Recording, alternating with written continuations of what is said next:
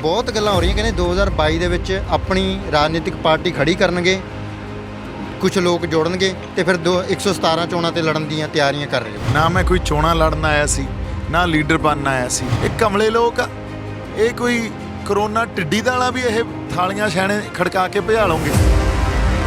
ਬੰਬੇ ਤੋਂ ਜਦੋਂ ਤੁਸੀਂ ਆਏ ਨਹੀਂ ਹੋ, ਤੁਸੀਂ ਭੇਜੇ ਗਏ ਹੋ। ਬੰਬੇ ਤੋਂ ਜਿਹੜਾ ਤੁਸੀਂ ਬੋਲੇ ਨਹੀਂ ਹੋ, ਬੁਲਵਾਏ ਗਏ ਹੋ। ਮੂੰਹ ਦੇ ਵਿੱਚ ਸ਼ਬਦ ਪਾ ਕੇ ਵੀ ਪਹਿਲਾਂ ਸਾਡਾ ਤੂੰ ਦੁਸ਼ਮਣ ਜਿਹਾ ਬਣ ਤੇ ਫਿਰ ਉੱਥੇ ਦੇ ਜਾ ਕੇ ਲੋਕਾਂ ਨੂੰ ਭਰਮਾ ਤੇ ਫਿਰ ਇਹ ਕੰਮ ਕਰ। ਤੁਹਾਨੂੰ ਰਿਸੈਪਟ ਕਿਉਂ ਨਹੀਂ ਕੀਤਾ ਗਿਆ ਪਹਿਲੇ ਦਿਨ ਤੋਂ? ਨਹੀਂ, ਤੁਸੀਂ ਉਹ ਅਲੱਗ ਆਪਣਾ ਮੋਰਚਾ, ਤੁਸੀਂ ਸ਼ੰਭੂ ਬਹਿ ਜਾਂਦੇ ਹੋ, ਪਰ ਤੁਹਾਡੀ ਸੋਚ ਤਾਂ ਹਾਲਾਂਕਿ ਤੁਸੀਂ ਬਿੱਲਾਂ ਨੂੰ ਬਹੁਤ ਵਧੀਆ ਡੈਫੀਨੇਟ ਵੀ ਕਰਦੇ ਸੀਗੇ, ਡੈਫੀਨੇਸ਼ਨ ਤੁਸੀਂ ਦਿੰਦੇ ਸੀ ਜਾਂ ਲੋਕਾਂ ਨੂੰ ਜਾਗਰੂਕ ਕਰਦੇ, ਪਰ ਕਿਸਾਨੀ ਲੀਡਰ ਨੇ ਐਕਸੈਪਟ ਕਿਉਂ ਨਹੀਂ ਕੀਤਾ ਫਿਰ ਤੁਹਾਨੂੰ? ਕਹਿੰਦੇ ਵੀ ਸਿੱਧੂ ਖਾਲਿਸਤਾਨ ਦੀ ਗੱਲ ਕਰਦਾ ਹੈ, ਦੀਪ ਸਿੱਧੂ, ਬਈ ਇਹ ਜਿਹੜਾ ਕਿਸਾਨੀ ਔਰ ਖਾਲਿਸਤਾਨ ਦਾ ਕਹਿੰਦੇ ਕੀ ਮੇਲ ਹੈ? ਜਿਹੜੀ ਤੁਸੀਂ ਅੱਜ ਸਾਡੀ ਸੱਭਿਅਤਾ ਮਿਟਾਉਣ ਦੀ ਗੱਲ ਕਰ ਰਹੇ ਹੋ, ਸਾਡੀ ਜਿਹੜੀ ਕਲਚਰਲ ਐਗਜ਼ਿਸਟੈਂਸ ਆ, ਹਨਾ, ਸੱਭਿਆਚਾਰਕ ਹੋਂਦ ਆ, ਉਹਨੂੰ ਮਿਟਾਉਣ ਦੀ ਗੱਲ ਕਰ ਰਹੇ ਹੋ, ਇਹ ਸਾਨੂੰ ਮਨਜ਼ੂਰ ਨਹੀਂ ਆ। ਸਾਨੂੰ ਸਾਡੇ ਅਧਿਕਾਰ ਦੇ ਦਿਓ। ਅਸੀਂ ਕਿਹੜੇ ਐਂਟੀ ਨੈਸ਼ਨਲ ਗੱਲ ਕਰਦੇ ਆ? ਸਾਡੇ ਤੋਂ ਵੱਡਾ ਦੇਸ਼ ਭਗਤ ਕੌਣ ਹੋਊਗਾ? ਚਲੋ ਫਿਰ ਕਰ ਲਓ, ਵਿਧਾਨ ਸਭਾ ਚਲ ਜਾਓ, ਚਾਹੇ ਤੁਸੀਂ ਲੋਕ ਸਭਾ ਤੱਕ ਪਹੁੰਚ ਜਾਓ। ਆਪਣੀ ਲੋਕਤੰਤਰੀ ਦੇਸ਼ ਆ, ਉਹਦੇ 'ਚੋਂ ਤੁਸੀਂ ਪਾਰਟੀ ਬਣਾ ਕੇ ਵੋਟਾਂ ਜਿੱਤ ਕੇ ਆਪਣੇ ਬੰਦੇ ਲੈ ਲਓ। ਫਿਰ ਅਸੀਂ ਤਾਂ 2% ਵੀ ਪੂਰੇ ਨਹੀਂ। ਸਾਨੂੰ ਕਨਵਿੰਸ ਕਰਨ ਨੂੰ ਵੀ ਇਨਸਾਨੀਅਤ, ਲੋਕਤੰਤਰ, ਹਨਾ, ਵੀ ਡੈਮੋਕ੍ਰੈਟਿਕ ਵੇ 'ਚ ਅਸੀਂ ਗੱਲ ਕਰਦੇ ਹਾਂ। ਦੇਖੋ ਤੁਸੀਂ ਪੀਸਫੁਲ ਗੱਲ ਕਰੋ ਯਾਰ, ਤੁਸੀਂ ਸਾਨੂੰ ਗੁਲਾਮ ਬਣਾਈ ਜਾਂਦੇ ਹੋ ਤੇ ਗੁਲਾਮਾਂ ਨੂੰ ਪਿੰਜਰੇ 'ਚ ਤਾੜ ਕੇ ਤੁਸੀਂ ਮੁੜ ਕੇ ਸਵਾਲ ਪੁੱਛਦੇ ਹੋ ਵੀ ਤੂੰ ਪਿੰਜਰੇ 'ਚ ਆਜ਼ਾਦ ਹੋ ਕੇ ਕੀ ਕਰੇਂਗਾ?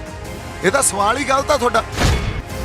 ਕਿਉਂਕਿ ਜਦੋਂ ਅਸੀਂ ਕਿਸਾਨੀ ਲੀਡਰਾਂ ਨਾਲ ਜਾਂ ਹੋਰ ਲੋਕਾਂ ਨਾਲ ਜਿਹੜੇ ਤੁਹਾਡੀ ਆਲੋਚਨਾ ਕਰਦੇ ਨੇ ਹਮੇਸ਼ਾ, ਜਦੋਂ ਆਪਾਂ ਉਹਨਾਂ ਨਾਲ ਗੱਲਬਾਤ ਕਰਦੇ ਹਾਂ, ਉਹ ਕਹਿੰਦੇ ਦੀਪ ਸਿੱਧੂ ਦੀਆਂ ਸਟੇਟਮੈਂਟਾਂ ਸਾਡੇ ਮਾਵਾਂ ਦੇ ਪੁੱਤ ਮਰਵਾਉਣਗੀਆਂ, ਨੌਜਵਾਨ ਮਰਵਾਉਣਗੀਆਂ, ਕਹਿੰਦੇ ਜਾਂ ਫਿਰ ਪੀਸਫੁਲੀ ਤਰੀਕੇ ਦੇ ਨਾਲ ਲੈ ਲੈਣਗੇ, ਹਥਿਆਰ ਚੁਕਵਾਓਗੇ ਤੁਸੀਂ।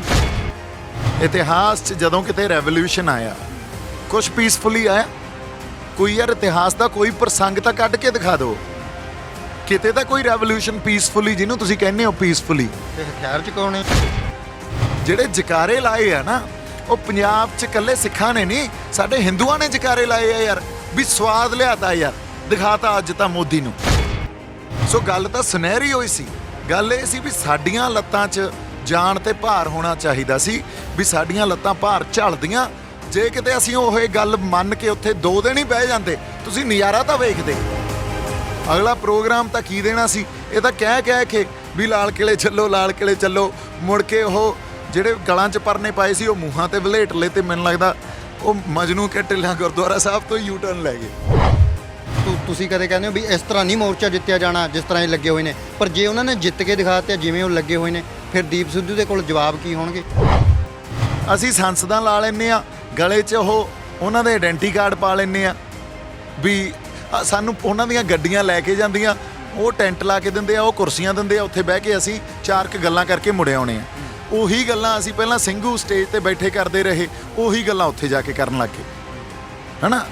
ਸੰਘਰਸ਼ ਕਰਨ ਵਾਲੀ ਧਿਰ ਦੇ ਨਾਲ ਜਿਹਦੇ ਖਿਲਾਫ ਸਾਡੀ ਲੜਾਈ ਆ, ਉਹਨਾਂ ਦੇ ਨਾਲ ਮਤੇ ਪਾ ਕੇ ਅਸੀਂ ਕਿਤੇ ਸੰਸਦ ਲਾਵਾਂਗੇ। ਕਿਤੇ ਸੁਣਿਆ ਤੁਸੀਂ?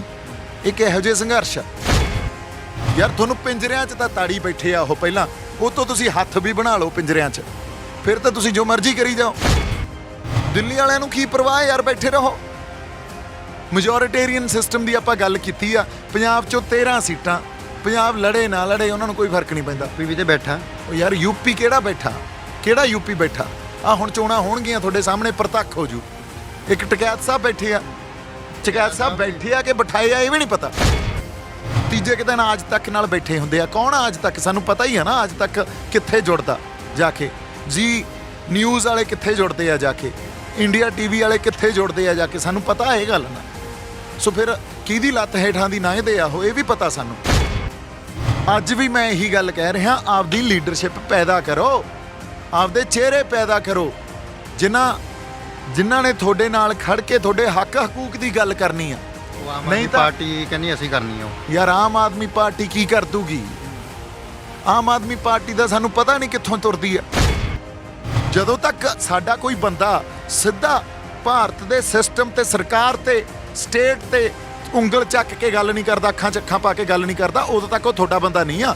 ਉਦੋਂ ਤੱਕ ਤਾਂ ਤੁਹਾਨੂੰ ਉਹ ਐਂਟਰਟੇਨਮੈਂਟ ਦੇ ਰਿਹਾ ਵੀ ਮੈਂ ਅੱਜ ਬਾਦਲਾਂ ਨੂੰ ਖਿੱਚ ਲਿਆ, ਅੱਜ ਕਾਂਗਰਸ ਨੂੰ ਖਿੱਚ ਲਿਆ, ਅੱਜ ਮੈਂ ਬੀਜੇਪੀ ਨੂੰ ਖਿੱਚ ਲਿਆ। ਇਹ ਗੱਲਾਂ ਨੇ ਸਾਨੂੰ ਕੁਝ ਨਹੀਂ ਦੇਣਾ।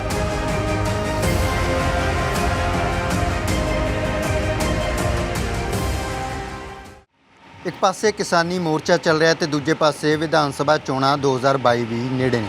ਅਜਿਹੇ ਵਿੱਚ ਜਿੱਥੇ ਲੋਕ ਇਸ ਮੋਰਚੇ ਨੂੰ ਵੇਖ ਰਹੇ ਨੇ, ਉੱਥੇ ਲੋਕਾਂ ਦੀ ਨਜ਼ਰ ਆਉਣ ਵਾਲੀਆਂ ਵਿਧਾਨ ਸਭਾ ਚੋਣਾਂ ਤੇ ਵੀ ਬਣੀ ਹੋਈ ਹੈ ਤੇ ਲੋਕ ਇਹ ਵੀ ਦੇਖ ਰਹੇ ਨੇ ਕਿ ਕਿਹੜੀ ਨਵੀਂ ਪਾਰਟੀ ਬਣ ਰਹੀ ਹੈ, ਕਿਹੜਾ ਲੀਡਰ ਕਿੱਧਰ ਨੂੰ ਜਾ ਰਿਹਾ। ਰੁਝਾਨ ਦੇਖਿਆ ਜਾ ਰਿਹਾ ਹੈ। ਬਹੁਤ ਹੀ ਇੰਟਰਸਟ ਦੇ ਨਾਲ ਇਸ ਸਾਰੀ ਰਾਜਨੀਤੀ ਨੂੰ ਜਾਣਨ ਦੇ ਲਈ ਲੋਕ ਲੱਗੇ ਹੋਏ ਨੇ। ਤੇ ਜੇਕਰ ਗੱਲ ਕਰੀਏ ਕਿਸਾਨੀ ਮੋਰਚੇ ਦੀ, ਕਿਸਾਨੀ ਮੋਰਚੇ ਦੇ ਵਿੱਚ ਜੋ 26 ਜਨਵਰੀ ਨੂੰ ਜੋ ਘਟਨਾ ਵਾਪਰੀ, ਉਹ ਤੋਂ ਬਾਅਦ ਬਹੁਤ ਸਾਰੇ ਲੀਡਰਾਂ ਨੇ ਇਹ ਵੀ ਕਿਹਾ ਵੀ ਜਿਹੜਾ ਹੈਗਾ ਹੁਣ ਲੋਕਾਂ ਦਾ ਰੁਝਾਨ ਇਸ ਕਰਕੇ ਘਟਿਆ ਵੀ ਕੁਝ ਲੋਕਾਂ ਦੀ ਚਾਲ ਕਰਕੇ, ਸਰਕਾਰ ਦੇ ਨਾਲ ਮਿਲੇ ਹੋਣ ਕਰਕੇ ਜਿਹੜਾ ਇਹ ਸਾਰਾ ਰੁਝਾਨ ਘਟਿਆ ਹੈ, ਥੋਪਿਆ ਜਾ ਰਿਹਾ ਹੈ।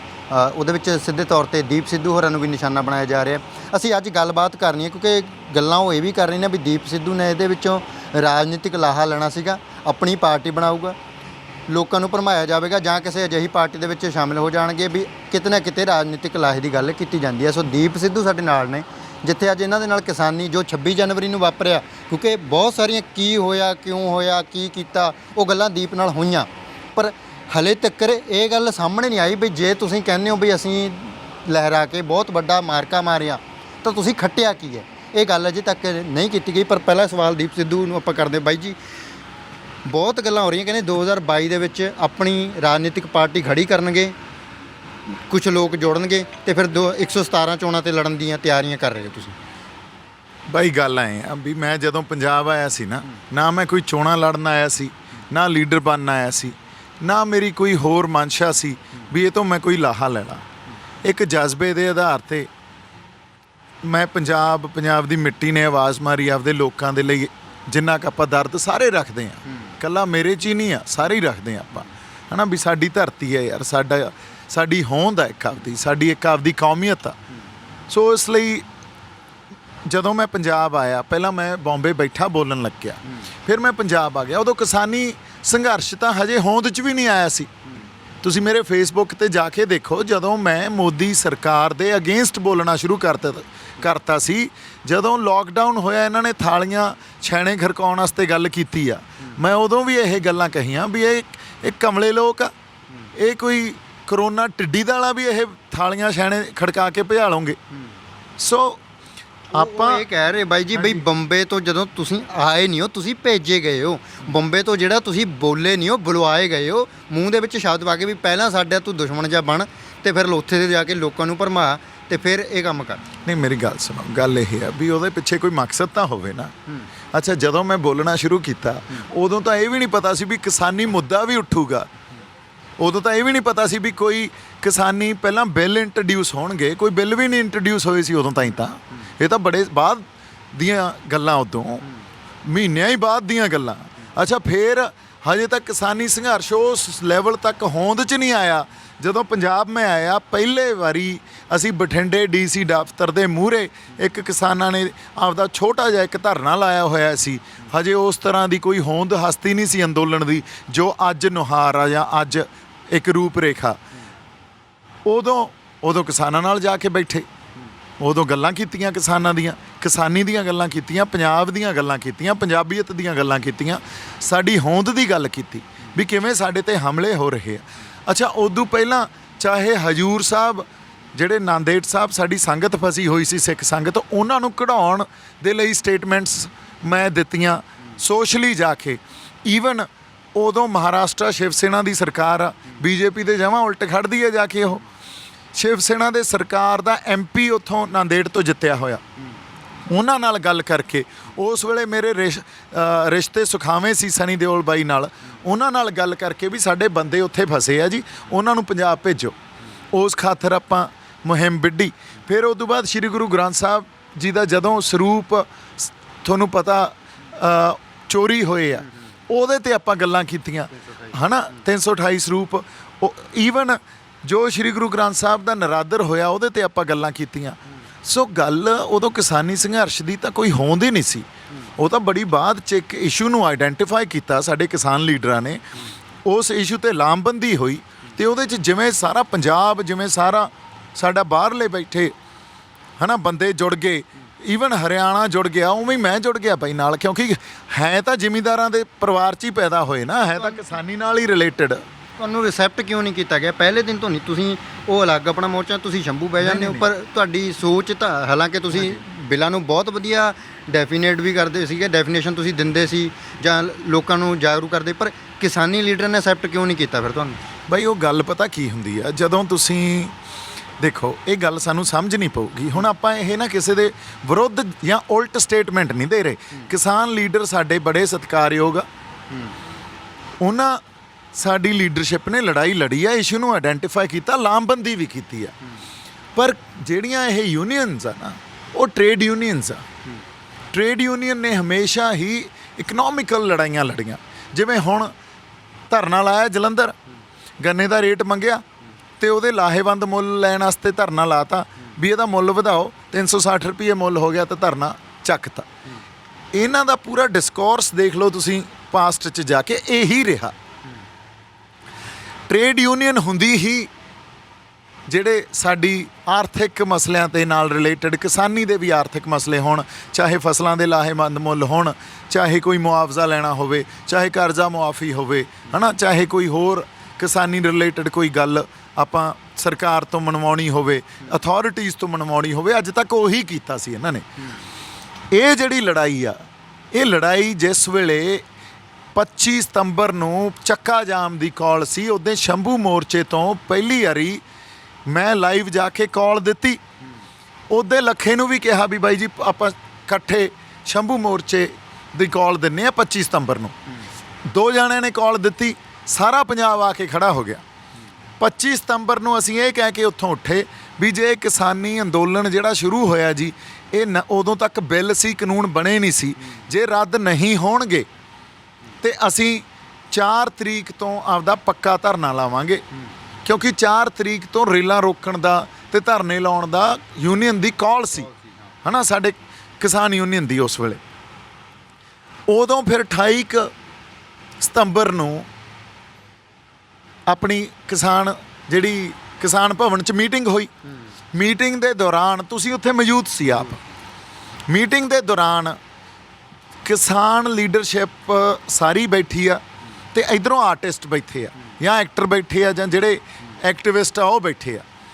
ਉਹਨਾਂ ਨੇ ਸਾਰਿਆਂ ਤੋਂ ਪੁੱਛਿਆ ਵੀ ਤੁਹਾਡਾ ਦੱਸੋ ਜੀ ਕੀ ਕਹਿਣਾ ਇਹਦੇ 'ਤੇ। ਹਰ ਬੰਦੇ ਨੇ ਇਹ ਗੱਲ ਕਹੀ ਜੀ ਵੀ ਮੈਂ ਤੁਹਾਡੇ ਨਾਲ ਆ, ਜਿਵੇਂ ਤੁਸੀਂ ਕਹੋਗੇ ਉਵੇਂ ਕਰਾਂਗੇ, ਜਿਵੇਂ ਤੁਸੀਂ ਕਹੋਗੇ ਉਵੇਂ ਕਰਾਂਗੇ।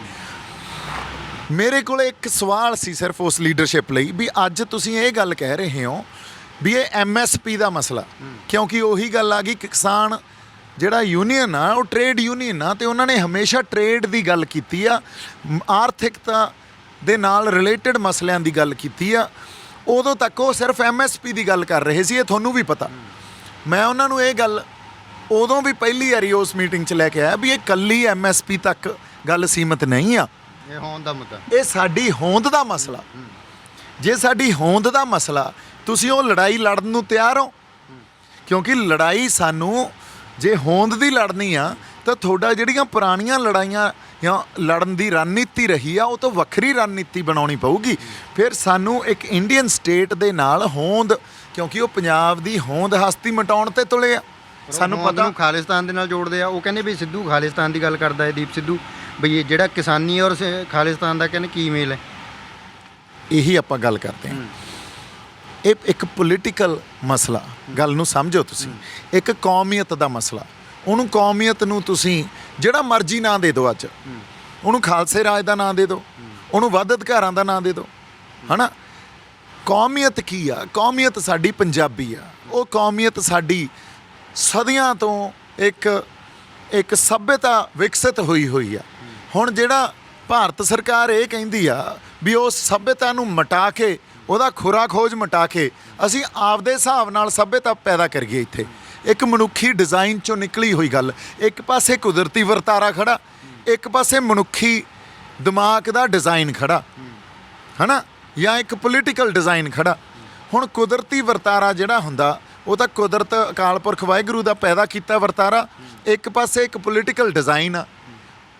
ਅਸੀਂ ਇਹ ਗੱਲ ਕਹਿ ਰਹੇ ਹਾਂ, ਜਿਹੜੀ ਤੁਸੀਂ ਅੱਜ ਸਾਡੀ ਸੱਭਿਅਤਾ ਮਿਟਾਉਣ ਦੀ ਗੱਲ ਕਰ ਰਹੇ ਹੋ, ਸਾਡੀ ਜਿਹੜੀ ਕਲਚਰਲ ਐਗਜ਼ਿਸਟੈਂਸ ਆ ਹਨਾ, ਸੱਭਿਆਚਾਰਕ ਹੋਂਦ ਆ, ਉਹਨੂੰ ਮਿਟਾਉਣ ਦੀ ਗੱਲ ਕਰ ਰਹੇ ਹੋ, ਇਹ ਸਾਨੂੰ ਮਨਜ਼ੂਰ ਨਹੀਂ ਆ, ਕਿਉਂਕਿ ਕੁਦਰਤ ਨੇ ਸਾਨੂੰ ਇਸ ਤਰ੍ਹਾਂ ਬਣਾਇਆ। ਜਿਹੜੀ ਸਾਡੇ ਫਲਸਫੇ ਆ ਉਹ ਤਾਂ ਵਿਆਪਕਤਾ 'ਚ ਆ, ਉਹ ਵਿਆਪਕਤਾ ਇੱਕ ਦੂਜੇ ਨਾਲ ਹਾਰਮਨੀ 'ਚ ਰਹੇ, ਇਹ ਆ ਸਿੱਖ ਸਿਧਾਂਤ। ਗੁਰੂ ਨਾਨਕ ਸਾਹਿਬ ਨੇ ਵੀ ਇਹੀ ਦਿੱਤਾ, ਡਾਇਵਰਸਿਟੀ ਇਨ ਹਾਰਮਨੀ, ਡਾਇਵਰਸਿਟੀ ਇਨ ਯੂਨਿਟੀ ਨਹੀਂ। ਯੂਨਿਟੀ ਕੁਛ ਵੱਖਰੀ ਗੱਲ ਹੁੰਦੀ ਹੈ, ਡਾਇਵਰਸਿਟੀ ਇਨ ਹਾਰਮਨੀ, ਇੱਕ ਦੂਜੇ ਨਾਲ ਪਿਆਰ ਅਦਬ ਸਤਿਕਾਰ ਨਾਲ ਰਹੀਏ, ਅਸੀਂ ਇੱਕ ਦੂਜੇ ਨੂੰ ਐਕਨੋਲੇਜ ਤੇ ਰੈਕਗਨਾਈਜ਼ ਕਰੀਏ। ਸਾਨੂੰ ਸਾਡੇ ਵਿਰਸੇ ਚੋਂ, ਇਤਿਹਾਸ ਚੋਂ ਸਾਨੂੰ ਇਹ ਚੀਜ਼ਾਂ ਇਹ ਮਿਲੀਆਂ ਤਾਂ ਸਾਡੀ ਹੋਂਦ ਨੂੰ ਤੁਸੀਂ ਐਕਸੈਪਟ ਕਰੋ, ਰੈਕਗਨਾਈਜ਼ ਕਰੋ। ਉਹ ਕਹਿੰਦੇ ਅਸੀਂ ਨਹੀਂ ਕਰਦੇ। ਤੁਸੀਂ ਸਾਡੀ ਕੌਮੀਅਤ ਨੂੰ, ਸਾਡੀ ਹੋਂਦ ਨੂੰ ਰੈਕਗਨਾਈਜ਼ ਕਰੋ, ਸਾਨੂੰ ਸਾਡੇ ਅਧਿਕਾਰ ਦੇ ਦਿਓ।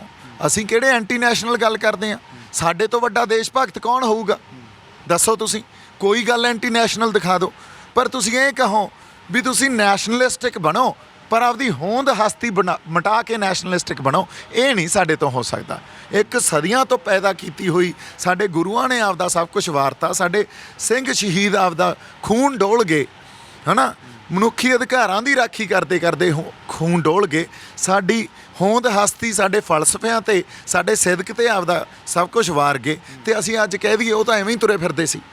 ਅਸੀਂ ਹੁਣ ਜਿਵੇਂ ਦਿੱਲੀ ਸਾਨੂੰ ਤੁਰਦੀ ਆ ਉਵੇਂ ਤੁਰ ਪਾਂਗੇ। ਨਹੀਂ, ਫਿਰ ਉਹ ਇਹ ਵੀ ਤਾਂ ਕਹਿੰਦੇ, ਉਹ ਕਹਿੰਦੇ ਲੋਕਤੰਤਰੀ ਦੇਸ਼ ਹੈ, ਤੁਸੀਂ ਆਪਣੀ ਖੇਤਰੀ ਪਾਰਟੀ ਬਣਾਓ, ਚਲੋ ਫਿਰ ਕਰ ਲਓ, ਵਿਧਾਨ ਸਭਾ ਚਲ ਜਾਓ, ਚਾਹੇ ਤੁਸੀਂ ਲੋਕ ਸਭਾ ਤੱਕ ਪਹੁੰਚ ਜਾਓ, ਆਪਣੀ ਲੋਕਤੰਤਰੀ ਦੇਸ਼ ਹੈ, ਉਹਦੇ 'ਚੋਂ ਤੁਸੀਂ ਪਾਰਟੀ ਬਣਾ ਕੇ ਵੋਟਾਂ ਜਿੱਤ ਕੇ ਆਪਣੇ ਬੰਦੇ ਲੈ ਲਓ। ਫਿਰ ਹੁਣ ਇਹ ਗੱਲ ਬੜੀ ਖਤਰਨਾਕ ਆ, ਇਹਨੂੰ ਸਮਝਣਾ ਪਊਗਾ। ਜਿਹੜਾ ਕਹਿੰਦੇ ਆ ਨਾ ਲੋਕਤੰਤਰੀ ਦੇਸ਼ ਆ, ਤੁਸੀਂ ਇੱਕ ਗੱਲ ਦੇਖੋ, ਲੋਕਤੰਤਰੀ ਦੇਸ਼ ਜ਼ਰੂਰ ਆ, ਪਰ ਲੋਕਤੰਤਰੀ ਦੇਸ਼ ਦੀ ਆੜ 'ਚ ਮੈਜੋਰਿਟੇਰੀਅਨ ਬਹੁਮਤੀ ਦੇਸ਼ ਚੱਲ ਰਿਹਾ। ਇੱਥੇ ਜਿਹੜਾ ਸੋਸ਼ਲ ਕਲਾਸ ਜਾਂ ਇੱਕ ਕੌਮ ਸੋਸ਼ਲੀ ਬਹੁਮਤ 'ਚ ਜਾਂ ਬਹੁ ਗਿਣਤੀ ਆ, ਸਭ ਕੁਝ ਉਹਦਾ ਚੱਲਦਾ, ਉਹਨਾਂ ਦਾ ਗਲਬਾ ਦੂਜਿਆਂ ਤੇ ਪੈਂਦਾ। ਅੱਜ ਜੇ ਅਸੀਂ ਆਪਦੇ ਬੰਦਿਆਂ ਦੀ ਗੱਲ ਕਰਦੇ ਹਾਂ, ਪੰਜਾਬ ਦੇ ਬੰਦਿਆਂ ਦੀ ਗੱਲ ਕਰਦੇ ਹਾਂ, ਫਿਰ ਸਿੱਖਾਂ ਦੀ ਗੱਲ ਕਰਦੇ ਹਾਂ, ਅਸੀਂ ਤਾਂ 2% ਵੀ ਪੂਰੇ ਨਹੀਂ ਹੈ ਨਾ। ਇੱਥੇ ਜਿਹੜੀ ਬਹੁ ਗਿਣਤੀ ਆ ਉਹ ਆ ਸਾਰੀ ਹਿੰਦੂ ਸਮਾਜ ਦੀ। ਹੁਣ ਬਹੁ ਗਿਣਤੀ ਕੋਲੇ ਜਿਹੜਾ ਲੋਕਤੰਤਰੀ ਢਾਂਚੇ 'ਚ, ਜਦੋਂ ਲੋਕਤੰਤਰੀ ਢਾਂਚੇ 'ਚ ਪਾਵਰ ਵੀ ਆਉਣੀ ਆ, ਉਹ ਵੀ ਬਹੁ ਗਿਣਤੀ ਕੋਲੇ ਆਉਣੀ ਆ। 47 ਵੇਲੇ ਸਾਡੇ ਨਾਲ ਵਾਅਦੇ ਕਰ ਕਰਕੇ ਵੀ ਤੁਸੀਂ ਇੱਕ ਵੱਖਰੀ ਕੌਮ ਹੋ, ਤੁਹਾਡੀ ਇੱਕ ਵੱਖਰੀ ਹੋਂਦ ਤੇ ਹਸਤੀ ਆ, ਤੁਹਾਡੀ ਕੌਮੀਅਤ ਪੰਜਾਬੀ ਆ, ਤੁਹਾਨੂੰ ਤੁਹਾਡੇ ਅਧਿਕਾਰ ਮਿਲਣਗੇ, ਤਾਂ ਕਿ ਤੁਹਾਡੇ ਜਿਹੜੇ ਸੱਭਿਆਚਾਰਕ ਹੋਂਦ ਦੇ ਮਸਲੇ ਆ ਨਾ, ਜਾਂ ਸੱਭਿਆਚਾਰਕ ਹੋਂਦ ਆ, ਇਹਨੂੰ ਪ੍ਰੋਟੈਕਟ ਕੀਤਾ ਜਾ ਸਕੇ, ਇਹਨੂੰ ਬਚਾਇਆ ਜਾ ਸਕੇ। ਨਹੀਂ ਤਾਂ ਬਹੁਤੰਤਰੀ ਜਿਹੜੀ ਇਹ, ਜਿਹਨੂੰ ਲੋਕਤੰਤਰੀ ਤੁਸੀਂ ਕਹਿੰਦੇ ਹੋ, ਇੱਕ ਬਹੁਮਤ 'ਚ ਇੱਕ ਬਹੁ ਗਿਣਤੀ ਤੁਹਾਨੂੰ ਖਾ ਜੂਗੀ, ਆਪਦੇ 'ਚ ਮਿਲਾ ਲੂਗੀ। ਉਹ ਮੁੱਕਰ ਗਏ, ਲਿਖਤਾਂ 'ਚ ਪਈਆਂ ਬਾਈ ਜੀ। ਅੱਜ ਬ੍ਰਿਟਿਸ਼ ਲਾਇਬ੍ਰੇਰੀ 'ਚ ਇੰਡੀਪੈਂਡੈਂਸ ਐਕਟ ਆਫ ਇੰਡੀਆ ਪਿਆ, ਜਿੱਥੇ ਇਹ ਗੱਲ ਕਹੀ ਗਈ ਸੀ ਵੀ ਪੰਜਾਬ ਨੂੰ ਵੱਧ ਅਧਿਕਾਰ ਮਿਲਣਗੇ, ਇਸ ਖਿੱਤੇ ਨੂੰ ਵੱਧ ਅਧਿਕਾਰ ਮਿਲਣਗੇ, ਸੈਪਰੇਟ ਇਲੈਕਟੋਰੇਟ ਮਿਲੂਗਾ। ਲਿਖਤਾਂ ਪਈਆਂ ਯਾਰ। ਪਰ ਅੱਜ ਤਾਂ ਪੰਜਾਬ ਯੂਨੀਵਰਸਿਟੀ ਬਾਹਰ ਧਰਨੇ ਲੱਗ ਰਹੇ ਨੇ, ਉਹ ਸਾਰਾ ਕੁਝ ਖੋਇਆ ਜਾ ਰਿਹਾ। ਫਿਰ ਮੈਂ ਤੁਹਾਨੂੰ ਉਹੀ ਤਾਂ ਕਹਿ ਰਿਹਾ, ਤੁਸੀਂ ਕਹਿ ਰਹੇ ਹੋ ਲੋਕਤੰਤਰੀ ਦੇਸ਼ ਆ, ਲੋਕਤੰਤਰੀ ਦੇਸ਼ ਆ ਇਹ। ਇੱਥੇ ਬਹੁ ਗਿਣਤੀ ਦੇ ਹਿਸਾਬ ਨਾਲ ਕਾਨੂੰਨ ਬਣਦਾ, ਬਹੁ ਗਿਣਤੀ ਆਪਦੇ ਹਿਸਾਬ ਨਾਲ ਉਹਨੂੰ ਲੀਗਲ ਕੀ ਆ ਤੇ ਇਲੀਗਲ ਕੀ ਆ ਡਿਫਾਈਨ ਕਰ ਦਿੰਦੀ ਆ। ਬਹੁ ਗਿਣਤੀ ਆਪਦੇ ਹਿਸਾਬ ਨਾਲ ਸਾਰੇ ਇੰਸਟੀਟਿਊਟਸ ਨੂੰ ਚਲਾਉਂਦੀ ਆ, ਚਾਹੇ ਸਕੂਲ ਕਾਲਜ ਕੁਛ ਮਰਜ਼ੀ ਹੋਵੇ, ਇੱਥੋਂ ਤੱਕ ਕਿ ਨਿਆਂਪਾਲਿਕਾ ਤੱਕ ਬਹੁ ਗਿਣਤੀ ਆਪਦੇ ਹਿਸਾਬ ਨਾਲ ਉਸ ਇੰਸਟੀਟਿਊਟ ਨੂੰ ਚਲਾਉਂਦੀ ਆ। ਨਿਰਪੱਖਤਾ ਕੁਛ ਨਹੀਂ ਹੋ ਰਹੀ। ਸੋ ਅੱਜ ਦੀ ਜੋ ਸਰਕਾਰ ਆ, ਉਹਨੇ ਤਾਂ ਪ੍ਰਤੱਖ ਦਿਖਾਤਾ ਮੋਦੀ ਰਜੀਮ ਨੇ ਵੀ ਇਹ ਕੋਈ ਲੋਕਤੰਤਰੀ ਢਾਂਚਾ ਨਹੀਂ ਆ, ਇਹ ਤਾਂ ਫਰਸ਼ੀਵਾਦ ਆ, ਇਹ ਤਾਂ ਫਾਸਿਸਟ ਕੌਨਸਟੀਟੂਐਂਸੀ ਕ੍ਰੀਏਟ ਕਰੀ ਜਾਂਦੇ ਆ ਉਹ। ਸੋ ਇਹ ਗੱਲਾਂ ਸਾਨੂੰ ਕਨਵਿੰਸ ਕਰਨ ਨੂੰ ਵੀ ਇਨਸਾਨੀਅਤ, ਲੋਕਤੰਤਰ ਹੈ ਨਾ, ਵੀ ਡੈਮੋਕਰੇਟਿਕ ਵੇ 'ਚ ਅਸੀਂ ਗੱਲ ਕਰਦੇ ਹਾਂ। ਦੇਖੋ ਤੁਸੀਂ ਪੀਸਫੁਲ ਗੱਲ ਕਰੋ ਯਾਰ, ਤੁਸੀਂ ਸਾਨੂੰ ਗੁਲਾਮ ਬਣਾਈ ਜਾਂਦੇ ਹੋ, ਤੇ ਗੁਲਾਮਾਂ ਨੂੰ ਪਿੰਜਰੇ 'ਚ ਤਾੜ ਕੇ ਤੁਸੀਂ ਮੁੜ ਕੇ ਸਵਾਲ ਪੁੱਛਦੇ ਹੋ ਵੀ ਤੂੰ ਪਿੰਜਰੇ 'ਚ ਆਜ਼ਾਦ ਹੋ ਕੇ ਕੀ ਕਰੇਂਗਾ। ਇਹ ਤਾਂ ਸਵਾਲ ਹੀ ਗਲਤ ਆ ਤੁਹਾਡਾ। ਪਿੰਜਰੇ 'ਚੋਂ ਆਜ਼ਾਦ ਹੋ ਕੇ ਕੀ ਕਰੇਂਗਾ, ਉਹ ਅਸੀਂ ਡਿਸਾਈਡ ਕਰਾਂਗੇ ਕੀ ਕਰਾਂਗੇ। ਤੁਸੀਂ ਇਹ ਬਿਆਨ ਕਿਉਂ ਦੇ ਦਿੰਦੇ ਹੁੰਦੇ ਹੋ? ਕਦੇ ਕਦੇ ਤੁਹਾਡੇ ਬਿਆਨ ਆਏ ਨੇ, ਤੁਸੀਂ ਕਹਿੰਦੇ ਜਿਹੜੀਆਂ ਨੈਸ਼ਨਲ ਪਾਰਟੀਆਂ ਇਹ ਪੰਜਾਬ ਦਾ ਕੁਝ ਨਹੀਂ ਸਵਾਰ ਸਕਦੀਆਂ, ਪੰਜਾਬ ਨੂੰ ਆਪਣੀ ਖੇਤਰੀ ਪਾਰਟੀ ਚਾਹੀਦੀ ਆ, ਉਹੀ ਪੰਜਾਬ ਦਾ। ਇੱਕ ਪਾਸੇ ਤੁਸੀਂ ਕਹਿੰਦੇ ਬਹੁਤੰਤਰੀ ਚੱਲ ਰਿਹਾ ਹੈ, ਲੋਕਤੰਤਰੀ ਨਹੀਂ ਹੈਗਾ। ਫਿਰ ਤੁਸੀਂ ਅਲੱਗ ਦੇਸ਼ ਦੀ ਗੱਲ ਨਹੀਂ ਕਰਦੇ, ਕਦੇ ਅਲੱਗ ਦੇਸ਼ ਦੀ ਅਲੱਗ ਹੋਣ ਦੀ ਗੱਲ ਕਰਦੇ ਹੋ। ਮਤਲਬ ਕਿ ਅਲੱਗ ਰਾਜ ਹੋਣਾ ਚਾਹੀਦਾ? ਦੇਖੋ ਮੈਂ ਤੁਹਾਨੂੰ ਗੱਲ ਦੱਸਦਾ ਇੱਕ, ਜਦੋਂ ਵੋਟ ਪੋਲਿਟਿਕਸ ਦੀ, ਇਹਨੂੰ ਆਪਾਂ ਮਿਕਸ ਨਾ ਕਰੀਏ। ਇੱਕ ਤਾਂ ਨਾ ਪੰਜਾਬੀਆਂ ਨੂੰ ਜਾਂ ਸਾਡੇ ਬੰਦਿਆਂ ਨੂੰ ਇੰਨੀ ਗੱਲ ਦੀ ਸਮਝ ਇਸ ਤਰ੍ਹਾਂ ਆ ਗਈ ਆ ਵੀ ਜਦੋਂ ਪੰਜਾਬ ਦਾ ਕੋਈ ਹੱਲ ਨਿਕਲਣਾ ਨਾ, ਉਹ ਕੱਲਾ ਵੋਟ ਪੋਲਿਟਿਕਸ ਚੋਂ ਨਿਕਲਣਾ, ਉਹ ਚੋਣਾਂ ਚੋਂ ਨਿਕਲਣਾ। ਚੋਣਾਂ ਚੋਂ ਪੰਜਾਬ ਦਾ ਹੱਲ ਪੂਰਨ ਤੌਰ ਤੇ ਨਹੀਂ ਨਿਕਲ ਸਕਦਾ। ਕਿਵੇਂ ਨਿਕਲੂਗਾ ਫਿਰ? ਅੰਸ਼ਕ ਨਿਕਲ ਸਕਦਾ ਚੋਣਾਂ ਚੋਂ। ਪੰਜਾਬ ਦਾ ਜੇ ਕੋਈ ਹੱਲ ਪਿਆ, ਉਹ ਜਦੋਂ ਤੱਕ ਸਾਡੇ ਕੋਲੇ ਵੱਧ ਅਧਿਕਾਰ ਨਹੀਂ ਆਉਂਦੇ ਉਦੋਂ ਤੱਕ ਸਾਡਾ ਹੱਲ ਨਹੀਂ ਨਿਕਲਦਾ। ਜਦੋਂ ਤੱਕ ਇਹ ਪੋਲੀਟੀਕਲ ਸਟਰਕਚਰ ਆ ਜਿਹੜਾ ਉਹ ਫੈਡਰਲ ਢਾਂਚੇ ਨੂੰ ਐਕਸੈਪਟ ਕਰਕੇ ਉਹਨੂੰ ਉਸ ਢੰਗ ਨਾਲ ਰਚ ਨਹੀਂ ਦਿੰਦਾ। ਆਨੰਦਪੁਰ ਮਤਾਂ ਦੀ ਗੱਲ ਕਰਦੇ ਹੋ? ਆਨੰਦਪੁਰ ਸਾਹਿਬ ਦਾ ਮਤਾ ਕੀ ਸੀ? ਫੈਡਰਲ ਢਾਂਚੇ ਦੀ ਗੱਲ ਹੀ ਕੀਤੀ ਗਈ ਸੀ ਨਾ। ਅੱਜ ਤੁਸੀਂ ਖੁਦ ਮੁਖਤਿਆਰ ਜਦੋਂ ਤੱਕ ਨਹੀਂ ਹੁੰਦੇ, ਖੁਦ ਮੁਖਤਿਆਰੀ ਤੁਹਾਡੇ ਕੋਲੇ ਨਹੀਂ ਹੁੰਦੀ, ਉਦੋਂ ਤੱਕ ਤੁਸੀਂ ਆਪਦੀ ਕਿਸਮਤ ਕਿਵੇਂ ਘੜੋਗੇ? ਆਪਦੀਆਂ ਪਾਲਿਸੀਆਂ ਕਿਵੇਂ ਘੜੋਗੇ? ਕਿਸਾਨਾਂ ਦੀਆਂ ਪਾਲਿਸੀਆਂ ਕਿਵੇਂ ਘੜੋਗੇ? ਸਿੱਖਿਆ ਦੀਆਂ ਪਾਲਿਸੀਆਂ ਕਿਵੇਂ ਘੜੋਗੇ? ਸਮਾਜ ਦੀਆਂ ਪਾਲਿਸੀਆਂ ਕਿਵੇਂ ਘੜੋਗੇ? ਮੈਨੂੰ ਦੱਸੋ। ਅੱਜ ਸਾਡੇ ਸੀਐਮ ਕੋਲੇ ਕੋਈ ਪਾਵਰ ਹੈਗੀ ਆ ਵੀ ਕਿਸਾਨਾਂ ਦੇ ਮਸਲੇ 'ਚ ਦਖਲਅੰਦਾਜ਼ੀ ਦੇ ਸਕੇ? ਅੱਜ ਉਹਦੇ ਕੋਲੇ ਇਸ ਕੋਈ ਪਾਵਰ ਹੈਗੀ ਸਾਡੇ ਸੀਐਮ ਸਾਹਿਬ ਕੋਲੇ ਵੀ ਉਹ ਸਿੱਖਿਆ ਤੇ ਕੋਈ ਪਾਲਿਸੀ ਘੜ ਸਕੇ? ਅੱਜ ਉਹਨਾਂ ਕੋਲੇ ਕੋਈ ਇਹ ਪਾਵਰ ਹੈਗੀ ਵੀ ਪੰਜਾਬ ਦੇ ਮੌਜੂਦਾ ਮਸਲਿਆਂ ਨੂੰ, ਚਾਹੇ ਉਹ ਪ੍ਰਵਾਸ ਦਾ ਮਸਲਾ, ਚਾਹੇ ਉਹ ਨਸ਼ਿਆਂ ਦਾ ਮਸਲਾ, ਇਹ ਕਹਿ ਤਾਂ ਦਿੰਦੇ ਅਸੀਂ ਹੱਲ ਕਰ ਦਾਂਗੇ, ਹੋ ਗਿਆ। ਇਹੀ ਵਾਅਦੇ ਕਰਕੇ ਪਿਛਲੀਆਂ ਚੋਣਾਂ 'ਚ ਸਰਕਾਰ ਬਣਾਈ ਸੀ ਨਾ।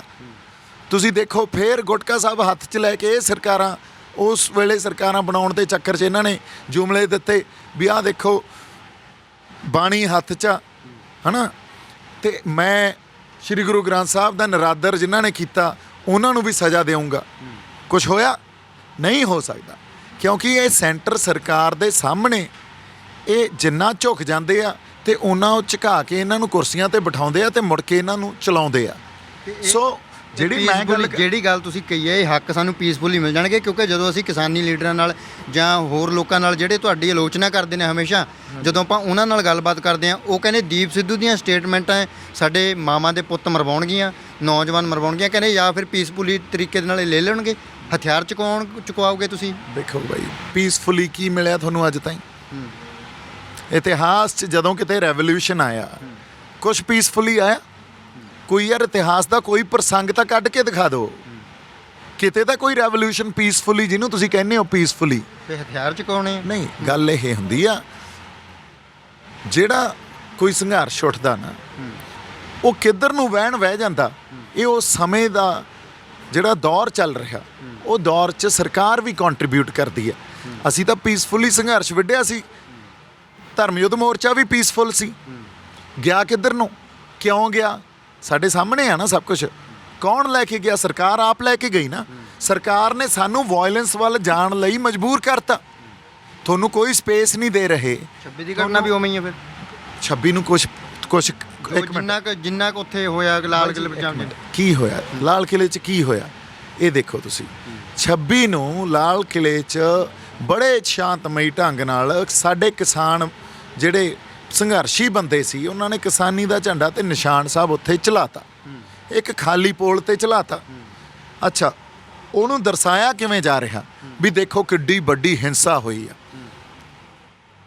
ਝੜਪ ਹੋਈ ਸਾਡੇ ਬੰਦਿਆਂ ਤੇ ਪੁਲਿਸ 'ਚ 10 ਮਿੰਟਾਂ ਦੀ ਝੜਪ ਨੂੰ ਪੇਸ਼ ਕਿਸੇ ਹੋਰ ਢੰਗ ਨਾਲ ਕਰ ਦਿੱਤਾ ਗਿਆ। ਉਹ ਝੜਪ ਵੀ ਨਹੀਂ ਹੋਣੀ ਸੀ ਜੇ ਪੁਲਿਸ ਲਾਠੀ ਚਾਰਜ ਨਾ ਸ਼ੁਰੂ ਕਰਦੀ। ਝੜਪ ਵੀ ਨਹੀਂ ਹੋਣੀ ਸੀ, ਸਭ ਕੁਝ ਸ਼ਾਂਤਮਈ ਹੋ ਰਿਹਾ ਸੀ। ਦੇਖੋ, ਲਾਠੀ ਚਾਰਜ ਤਾਂ ਉਦੋਂ ਕਰੋ ਨਾ ਤੁਸੀਂ ਜੇ ਤੁਸੀਂ ਝੰਡਾ ਚੜਾਉਣ ਤੇ ਤੁਹਾਨੂੰ ਕੋਈ ਆਪੱਤੀ ਆ, ਤੁਸੀਂ ਰੋਕ ਰਹੇ ਹੋ। ਜਦੋਂ ਅਸੀਂ ਆਪਦੇ ਝੰਡੇ ਵੀ ਲਾਤੇ ਜਾ ਕੇ ਉੱਥੇ ਸਿੰਬੋਲਿਕਲੀ ਇਹ ਦਰਸਾਤਾ ਵੀ ਅਸੀਂ ਸੰਘਰਸ਼ੀ ਬੰਦੇ ਆ, ਸਾਡੀ ਕੋਈ ਹੋਂਦ ਤੇ ਹਸਤੀ ਆ, ਅਸੀਂ ਆਪਦਾ ਇੱਕ ਪ੍ਰਗਟਾਵਾ ਹੀ ਕੀਤਾ ਨਾ ਰੋਸ ਦਾ। ਸਾਡੇ ਰੋਸ ਦੇ ਪ੍ਰਗਟਾਵੇ ਨੂੰ ਪਹਿਲਾਂ ਤਾਂ ਤੁਸੀਂ ਐਂਟੀ ਨੈਸ਼ਨਲ ਜਾਂ ਹਿੰਸਾ ਕਹਿ ਦੇਣੀ। ਉਦੋਂ ਤੱਕ ਤਾਂ ਕੋਈ ਲਾਠੀ ਚਾਰਜ ਕੁਛ ਨਹੀਂ ਹੋਇਆ ਸੀ। ਉਦੋਂ ਬਾਅਦ ਥੱਲੇ ਆ ਗਏ, ਥੱਲੇ ਆ ਕੇ ਸਪੀਚਸ ਦਿੱਤੀਆਂ, ਫਿਰ ਕੁਛ ਨਹੀਂ ਹੋਇਆ ਸੀ। ਸੋ ਜਦੋਂ ਇਹਦਾ ਮਤਲਬ ਜਦੋਂ ਲਾਠੀ ਚਾਰਜ ਸ਼ੁਰੂ ਹੋਇਆ ਉਦੋਂ ਤੱਕ ਤਾਂ ਸਭ ਕੁਝ ਵਾਪਰ ਚੁੱਕਿਆ ਸੀ। ਤਾਂ ਇਹ ਲਾਠੀ ਚਾਰਜ ਤਾਂ ਸਭ ਕੁਝ ਵਾਪਰਨ ਤੋਂ ਬਾਅਦ ਪੁਲਿਸ ਨੇ ਸਟਾਰਟ ਕੀਤਾ ਤੇ ਮੁੜ ਕੇ ਸਾਡੇ ਬੰਦੇ ਵੀ ਪੈ ਗਏ ਉਹਨਾਂ ਨੂੰ। ਅਦਰਵਾਈਜ਼ ਅਸੀਂ ਦਿੱਲੀ 'ਚ ਵੜ ਕੇ ਕੋਈ ਦੁਕਾਨ ਲੁੱਟੀ ਹੋਵੇ, ਕਿਸੇ ਧੀ ਭੈਣ ਦੀ ਬੇਇੱਜ਼ਤੀ ਕੀਤੀ ਹੋਵੇ, ਕਿਸੇ ਢੰਗ ਨਾਲ ਵੀ ਕੋਈ ਘਰ ਨੂੰ ਲੁੱਟਿਆ ਹੋਵੇ, ਕਿਸੇ ਹੋਰ ਪਬਲਿਕ ਪ੍ਰਾਪਰਟੀ ਨੂੰ ਨੁਕਸਾਨ ਪਹੁੰਚਾਇਆ ਹੋਵੇ, ਕੋਈ ਤਾਂ ਗੱਲ ਦੱਸੋ ਯਾਰ। ਜਦੋਂ ਲੋਕਾਂ ਦੇ ਹੱਥ 'ਚ ਪਾਵਰ ਆ ਜਾਂਦੀ ਆ ਦੁਨੀਆ 'ਚ, ਐਗਜ਼ਾਮਪਲ ਦੇ ਦਿਓ ਮੈਨੂੰ ਵੀ ਉਹ ਉੱਥੇ ਤਹਿਸ ਨਹਿਸ ਨਹੀਂ ਕਰਦੇ ਤਾਂ ਹਰ ਚੀਜ਼ ਨੂੰ, ਪਰ ਸਾਡੇ ਬੰਦਿਆਂ ਨੇ ਕੀਤਾ। ਸਾਡੇ ਕਿਸੇ ਬੰਦੇ ਨੇ ਕੋਈ ਕਿਸੇ ਤਰ੍ਹਾਂ ਦਾ ਸਿਵਲ ਰਾਈਟ ਵੱਲ ਨਹੀਂ ਗਏ, ਕਿਸੇ ਤਰ੍ਹਾਂ ਦੀ ਕੋਈ ਡਿਸਟਰਬੈਂਸ ਨਹੀਂ ਕ੍ਰੀਏਟ ਕੀਤੀ, ਕਿਸੇ ਤਰ੍ਹਾਂ ਦੀ ਇਨਕਨਵੀਨੀਅੰਸ ਨਹੀਂ ਕ੍ਰੀਏਟ ਕੀਤੀ ਜਿਹਦੇ ਨਾਲ ਪਬਲਿਕ ਲਾਈਫ ਡਿਸਟਰਬ ਹੋ ਸਕੇ। ਬੇਸ਼ੱਕ ਉੱਥੇ ਕੁਝ ਨਹੀਂ ਕੀਤਾ, ਉਹ ਇੱਕ ਰੋਸ ਜਤਾਇਆ ਗਿਆ। ਪਰ ਸਾਡੇ ਕਿਸਾਨ ਲੀਡਰ ਅੱਜ ਵੀ ਸਵਾਲ ਕਰਦੇ ਨੇ, ਉਹ ਕਹਿੰਦੇ ਦੀਪ ਸਿੱਧੂ ਨੂੰ ਤੁਸੀਂ ਪੁੱਛੋ ਵੀ 26 ਨੂੰ ਖੱਟਿਆ ਤਾਂ ਖੱਟਿਆ ਕੀ ਹੈ। ਬਾਈ ਜੀ ਹੁਣ ਇਹੀ ਗੱਲ ਜ਼ਰੂਰੀ ਆ। ਹਾਂ, ਤੁਸੀਂ ਜਦੋਂ ਖੱਟਣ ਨੂੰ ਵਪਾਰਕ ਢੰਗ 'ਚ ਸੋਚਣ ਲੱਗ ਜਾਓ, ਉਹਨਾਂ ਨੇ ਸਵਾਲ ਕਰਨਾ, ਉਹਨਾਂ ਦਾ ਕਰਨਾ ਬਣਦਾ ਵੀ ਆ, ਕਿਉਂਕਿ ਉਹਨਾਂ ਨੇ ਸਭ ਕੁਝ ਹੀ ਵਪਾਰਕ ਤੌਰ ਤੇ ਦੇਖਣਾ। ਜਦੋਂ ਅਸੀਂ ਇੱਕ ਪਾਸੇ ਤਾਂ ਕਹਿ ਰਹੇ ਹਾਂ ਸਾਡੀ ਹੋਂਦ ਦੀ ਲੜਾਈ ਆ, ਫਿਰ ਉਹਦੇ 'ਚ ਵਪਾਰ ਆਉਂਦਾ? ਉਹਦੇ 'ਚ ਤਾਂ ਕੋਈ ਵਪਾਰ ਨਹੀਂ ਆਉਂਦਾ। ਹੋਂਦ ਦੀ ਲੜਾਈ ਕੀ ਆ? ਸਰਕਾਰ ਇਹ ਕਹਿ ਰਹੀ ਆ ਵੀ ਇਹਨਾਂ ਦੀ ਹੋਂਦ ਤੇ ਹਸਤੀ ਮਿਟਾਤੀ, ਅਸੀਂ ਇਹ ਕਹਿ ਰਹੇ ਹਾਂ ਵੀ ਜਿਉਂਦੇ ਆ ਬਾਈ, ਜ਼ਮੀਰਾਂ ਜਾਗਦੀਆਂ ਹਜੇ। ਉਸ ਖਾਲਸਾ ਪੰਥ ਦੇ ਪੈਦਾ ਕੀਤੇ ਯੋਧੇ, ਉਸ ਪੰਥ ਦੇ ਜਿਹੜੇ ਜਿਹੜਾ ਪ੍ਰਗਟ ਹੋਇਆ ਸੀ, ਅਕਾਲ ਪੁਰਖ ਵਾਹਿਗੁਰੂ ਨੇ ਪ੍ਰਗਟ ਕੀਤਾ ਸੀ, ਉਸ ਪੰਥ ਨੂੰ ਅੱਜ ਵੀ ਰਿਪਰੈਜ਼ੈਂਟ ਕਰਨ ਵਾਲੇ ਜਿਹੜੇ ਯੋਧੇ ਆ ਉਹ ਬੈਠੇ ਆ, ਜਿਨ੍ਹਾਂ ਨੇ ਜਾ ਕੇ ਨਿਸ਼ਾਨ ਸਾਹਿਬ ਚਲਾਇਆ ਉੱਥੇ। ਜਦੋਂ ਬਾਬਾ ਗਰਜਾ ਸਿੰਘ ਬੋਤਾ ਸਿੰਘ ਨੇ ਕੀ ਕੀਤਾ ਸੀ, ਉਦੋਂ ਵੀ ਕੌਮ ਹੋਂਦ ਦੀ ਲੜਾਈ ਲੜ ਰਹੀ ਸੀ। ਮੁਗਲ ਕਹਿੰਦੇ ਸੀ ਇਹਨਾਂ ਦੀ ਹੋਂਦ ਤੇ ਹਸਤੀ ਖਤਮ ਕਰਤੀ। ਅਸੀਂ ਸਾਡੇ ਬਾਬਾ ਗਰਜਾ ਸਿੰਘ ਬੋਤਾ ਸਿੰਘ ਨੇ ਜਾ ਕੇ ਨਿਸ਼ਾਨ ਸਾਹਿਬ ਚਲਾਏ, ਕਿਉਂ? ਇਹੀ ਦਰਸਾਉਣ ਵਾਸਤੇ ਵੀ ਅਸੀਂ ਬੈਠੇ ਆ। ਉਦੋਂ ਇਹੀ ਗੱਲ ਸੀ ਵੀ ਸਾਡਾ ਬੈਲੈਂਸ ਆਫ ਪਾਵਰ ਹੁੰਦੀ ਹੈ ਇੱਕ, ਜਦੋਂ ਕੌਮ ਹੋਂਦ ਦੀ ਲੜਾਈ ਲੜਦੀ ਹੈ ਨਾ, ਤਾਂ ਜਿਹੜਾ ਹਕੂਮਤ ਆ, ਜਿਹੜਾ ਰਾਜ ਕਰ ਰਹੀ ਧਿਰ, ਉਹਦੀ ਪਾਵਰ ਬਹੁਤ ਵੱਡੀ ਹੁੰਦੀ ਆ, ਤੇ ਕੌਮ ਕੋਲੇ ਉਸ ਲੈਵਲ ਦੀ ਪਾਵਰ ਨਹੀਂ ਹੁੰਦੀ, ਤਾਂ ਬੈਲੈਂਸ ਆਫ ਪਾਵਰ ਕੁਝ ਬਣਦਾ ਹੀ ਨਹੀਂ ਉੱਥੇ। ਤਾਂ ਕੌਮ ਕੀ ਕਰਦੀ ਆ ਫਿਰ? ਗੁਰੀਲਾ ਵਾਰਫੇਅਰ ਟੈਕਟਿਕਸ ਯੂਜ਼ ਕਰਦੀ ਆ, ਜਿਹੜੇ ਸਾਡੇ ਸਿੰਘਾਂ ਨੇ ਵੀ ਕੀਤੇ ਆ। ਅਬਦਾਲੀ ਵੇਲੇ ਵੀ ਅਸੀਂ ਗੁਰੀਲਾ ਵਾਰਫੇਅਰ ਟੈਕਟਿਕਸ ਯੂਜ਼ ਕੀਤੇ ਆ।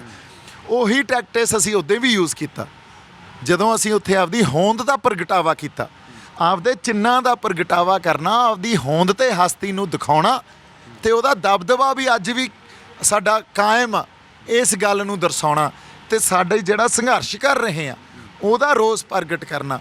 ਇਹ ਗੱਲਾਂ ਨੇ ਆਉਣ ਵਾਲੀਆਂ ਸਦੀਆਂ 'ਚ ਜਿਹੜੀਆਂ ਜਨਰੇਸ਼ਨਸ ਹੁੰਦੀਆਂ ਨਾ, ਉਹਨਾਂ ਨੂੰ ਬਹੁਤ ਵੱਡੀ ਸਪਿਰਿਟ ਦੇਣੀ ਹੁੰਦੀ ਆ, ਜਜ਼ਬੇ ਭਰਨੇ ਹੁੰਦੇ ਆ ਉਹਨਾਂ ਦੇ ਅੱਗੇ। ਅੱਜ ਇਹ ਗੱਲ ਤੁਹਾਡੇ ਸਮਝ ਵਪਾਰਕ ਤੌਰ ਤੇ ਸੋਚੋਗੇ ਨਹੀਂ ਆਉਣੀ ਵੀ ਖੱਟਿਆ ਕੀ, ਇਹ ਕੋਈ ਸਾਲੀ ਰੋਟੀ ਪਾਣੀ ਦਾ ਮਸਲਾ ਸੀ। ਇਹ ਤਾਂ ਹੋਂਦ ਦੀ ਲੜਾਈ ਆ। ਜਿਹੜੇ ਹੋਂਦ ਦੀ ਲੜਾਈ ਲੜੀ ਜਾਂਦੇ ਆ ਉਹਨਾਂ ਨੂੰ ਪਤਾ ਕੀ ਖੱਟ ਗਏ ਅਸੀਂ। ਅੱਜ ਇਸ ਪ੍ਰੈਜ਼ੈਂਟ ਪ੍ਰਸੰਗ 'ਚ ਇਹ ਗੱਲ ਨਹੀਂ ਸਮਝ ਆਉਣੀ, ਪਰ ਇਹ ਗੱਲ ਸਮਝ ਕਦੋਂ ਆਊਗੀ? ਅੱਜ ਤੋਂ 30-50 ਸਾਲਾਂ ਬਾਅਦ ਜਦੋਂ ਨਵੀਂ ਜਨਰੇਸ਼ਨ ਪੈਦਾ ਹੋਊਗੀ ਨਾ, ਵੱਡੇ ਹੋਣਗੇ ਉਹ, ਉਹਨਾਂ ਨੂੰ ਜਮਾਂ ਕੋਈ ਸ਼ੱਕ ਨਹੀਂ ਹੋਣਾ ਵੀ ਅਸੀਂ ਖੱਟਿਆ ਕੀ। ਉਹ ਇਸ ਗੱਲ ਨੂੰ ਇਤਿਹਾਸ ਦੇ ਕਿਸੇ ਉਸ ਪ੍ਰਸੰਗ 'ਚ ਦੇਖਣਗੇ ਜਿਹੜੇ ਪ੍ਰਸੰਗ 'ਚ ਬਾਬਾ ਬਘੇਲ ਸਿੰਘ ਹੋਣੀ ਦਾ ਅਸੀਂ ਦੇਖਦੇ ਹਾਂ। ਪਰ ਉਹ ਕਹਿੰਦੇ ਵੀ ਤੁਸੀਂ ਕਹਿੰਦੇ ਹੋ ਵੀ ਇਹ ਸੁਨਹਿਰੀ ਅੱਖਰਾਂ 'ਚ ਲਿਖਿਆ ਗਿਆ, ਇਹ ਅੱਖਰ ਸੁਨਹਿਰੀ ਨੇ, ਪਰ ਉਹ ਕਹਿੰਦੇ ਯਾਰ ਸਾਡਾ ਸੁਨਹਿਰੀ ਇਤਿਹਾਸ ਅਸੀਂ ਲਿਖ ਰਹੇ ਸੀ, 26 ਜਨਵਰੀ ਨੂੰ ਇਹੋ ਜਿਹੀ ਘਟਨਾ ਘਟੀ ਕਿ ਅੱਖਰ ਸਾਰੇ ਹੀ ਕਾਲੇ ਕਰਤੇ ਇਹਨਾਂ ਨੇ। ਇੱਕ ਮਿੰਟ, ਕਿਹੜਾ ਸੁਨਹਿਰੀ ਇਤਿਹਾਸ ਲਿਖ ਰਹੇ ਸੀ? ਦਿੱਲੀ ਦੀਆਂ ਨਿਆਈਆਂ 'ਚ ਗੇੜਾ ਦੇ ਕੇ ਮੁੜ ਜਾਣਾ ਸੀ ਉਹ ਤਾਂ। ਇਹ ਤਾਂ ਅਕਾਲ ਪੁਰਖ ਵਾਹਿਗੁਰੂ ਦਾ ਸ਼ੁਕਰ ਗੁਜ਼ਾਰ ਹੋਈਏ, ਅਸੀਂ ਉਹਨਾਂ ਦਾ ਨਤਮਸਤਕ ਕਰੀਏ ਉਹਨਾਂ ਨੂੰ। ਸੁਣੋ ਗੱਲ ਨੂੰ, ਵੀ ਉਹ ਤਾਂ ਕਹਿੰਦੇ ਸੀ ਵੀ ਜਿਹੜੇ ਰਾਹ ਤੋਂ ਜਾਣਾ ਅਸੀਂ, ਉਹ ਤਾਂ ਦਿੱਲੀ 'ਚ ਵੜਦਾ ਹੀ ਨਹੀਂ, ਬਾਹਰ ਰਾਹ ਸੀ, ਤੇ ਉੱਥੇ ਤਾਂ ਅਗਲੇ ਪੈਟਰੋਲ ਬੰਬ ਲੈ ਕੇ ਬੈਠੇ ਸੀ। ਉਹ ਹਰਿਆਣੇ ਦਾ ਜਿਹੜਾ ਸਾਡਾ ਇੱਕ ਪੱਤਰਕਾਰ ਆ, ਉਹਨੇ ਸਾਰੀ ਰਿਪੋਰਟ ਸਬੂਤਾਂ ਰਾਹੀਂ ਸਾਡੇ ਸਾਹਮਣੇ ਪੇਸ਼ ਕੀਤੀ। ਉੱਥੇ ਤਾਂ ਬੰਦਿਆਂ ਨੇ ਪੈਟਰੋਲ ਬੰਬ, ਐਸਿਡ ਬੰਬ ਲੈ ਕੇ ਬੈਠੇ ਆ, ਉਹਨਾਂ ਨੇ ਸਾਡੇ ਉੱਤੇ ਸਿੱਟ ਕੇ ਸਾਡੇ ਬੰਦੇ ਮਾਰਨੇ ਸੀ। ਇਹ ਤਾਂ ਪਤਾ ਨਹੀਂ ਪ੍ਰਮਾਤਮਾ ਨੇ ਕੀ ਉਹ ਭਾਣਾ ਵਰਤਾਇਆ। ਇਹ ਕੋਈ ਗਿਣਤੀ ਮਿਹਨਤੀ ਦੇ ਆਧਾਰ ਤੇ ਨਹੀਂ ਹੋਇਆ, ਕੋਈ ਮਿੱਥ ਕੇ ਥੋੜ੍ਹੀ ਗਿਆ ਬਾਈ ਵੀ ਲਾਲ ਕਿਲੇ ਨੂੰ ਤੁਰ ਪਓ, ਕੋਈ ਮਿੱਥ ਕੇ ਗਿਆ। ਅੱਛਾ ਮਿੱਥ ਕੇ ਗਏ ਹੁੰਦੇ ਤਾਂ ਅਸੀਂ ਵੈਲਡਿੰਗ ਮਸ਼ੀਨ ਵੀ ਨਾਲ ਲਿਜਾਂਦੇ, ਫਿਰ ਅਸੀਂ ਕੋਈ ਲੋਹੇ ਦਾ ਕੋਈ ਝੰਡਾ ਲਿਜਾਂਦੇ ਜਿਹੜਾ ਉੱਤੇ ਸਾਨੂੰ ਲਾਉਣਾ ਵੀ ਸੌਖਾ ਹੁੰਦਾ। ਉਹ ਯਾਰ ਉਹ ਟੇਢਾ ਝੰਡਾ, ਇੱਕ ਉਹਦੇ 'ਚ ਜਿਹੜਾ ਡੰਡਾ, ਉਹ ਵੀ ਇੱਕ ਲੱਕੜ ਦਾ ਟੇਢਾ ਡੰਡਾ ਪਾਇਆ ਹੋਇਆ, ਡੰਗ ਟਪਾਊ ਕੰਮ ਆ ਉਹਦਾ। ਜਦੋਂ ਉੱਥੇ ਲੋਕ ਪਹੁੰਚੇ, ਸਾਡੇ ਸੁਤੇ ਸਿੱਧੀ ਇੱਕ ਅੰਦਰ ਗੱਲ ਪਈ ਆ, ਇਹ ਅੰਦਰ ਗੱਲ ਪਈ ਆ। ਤੇ ਉਦੋਂ ਜਿਹੜੇ ਜਕਾਰੇ ਲਾਏ ਆ ਨਾ, ਉਹ ਪੰਜਾਬ 'ਚ ਇਕੱਲੇ ਸਿੱਖਾਂ ਨੇ ਨਹੀਂ, ਸਾਡੇ ਹਿੰਦੂਆਂ ਨੇ ਜਕਾਰੇ ਲਾਏ ਆ ਯਾਰ, ਵੀ ਸਵਾਦ ਲਿਆਤਾ ਯਾਰ, ਦਿਖਾਤਾ ਅੱਜ ਤਾਂ ਮੋਦੀ ਨੂੰ।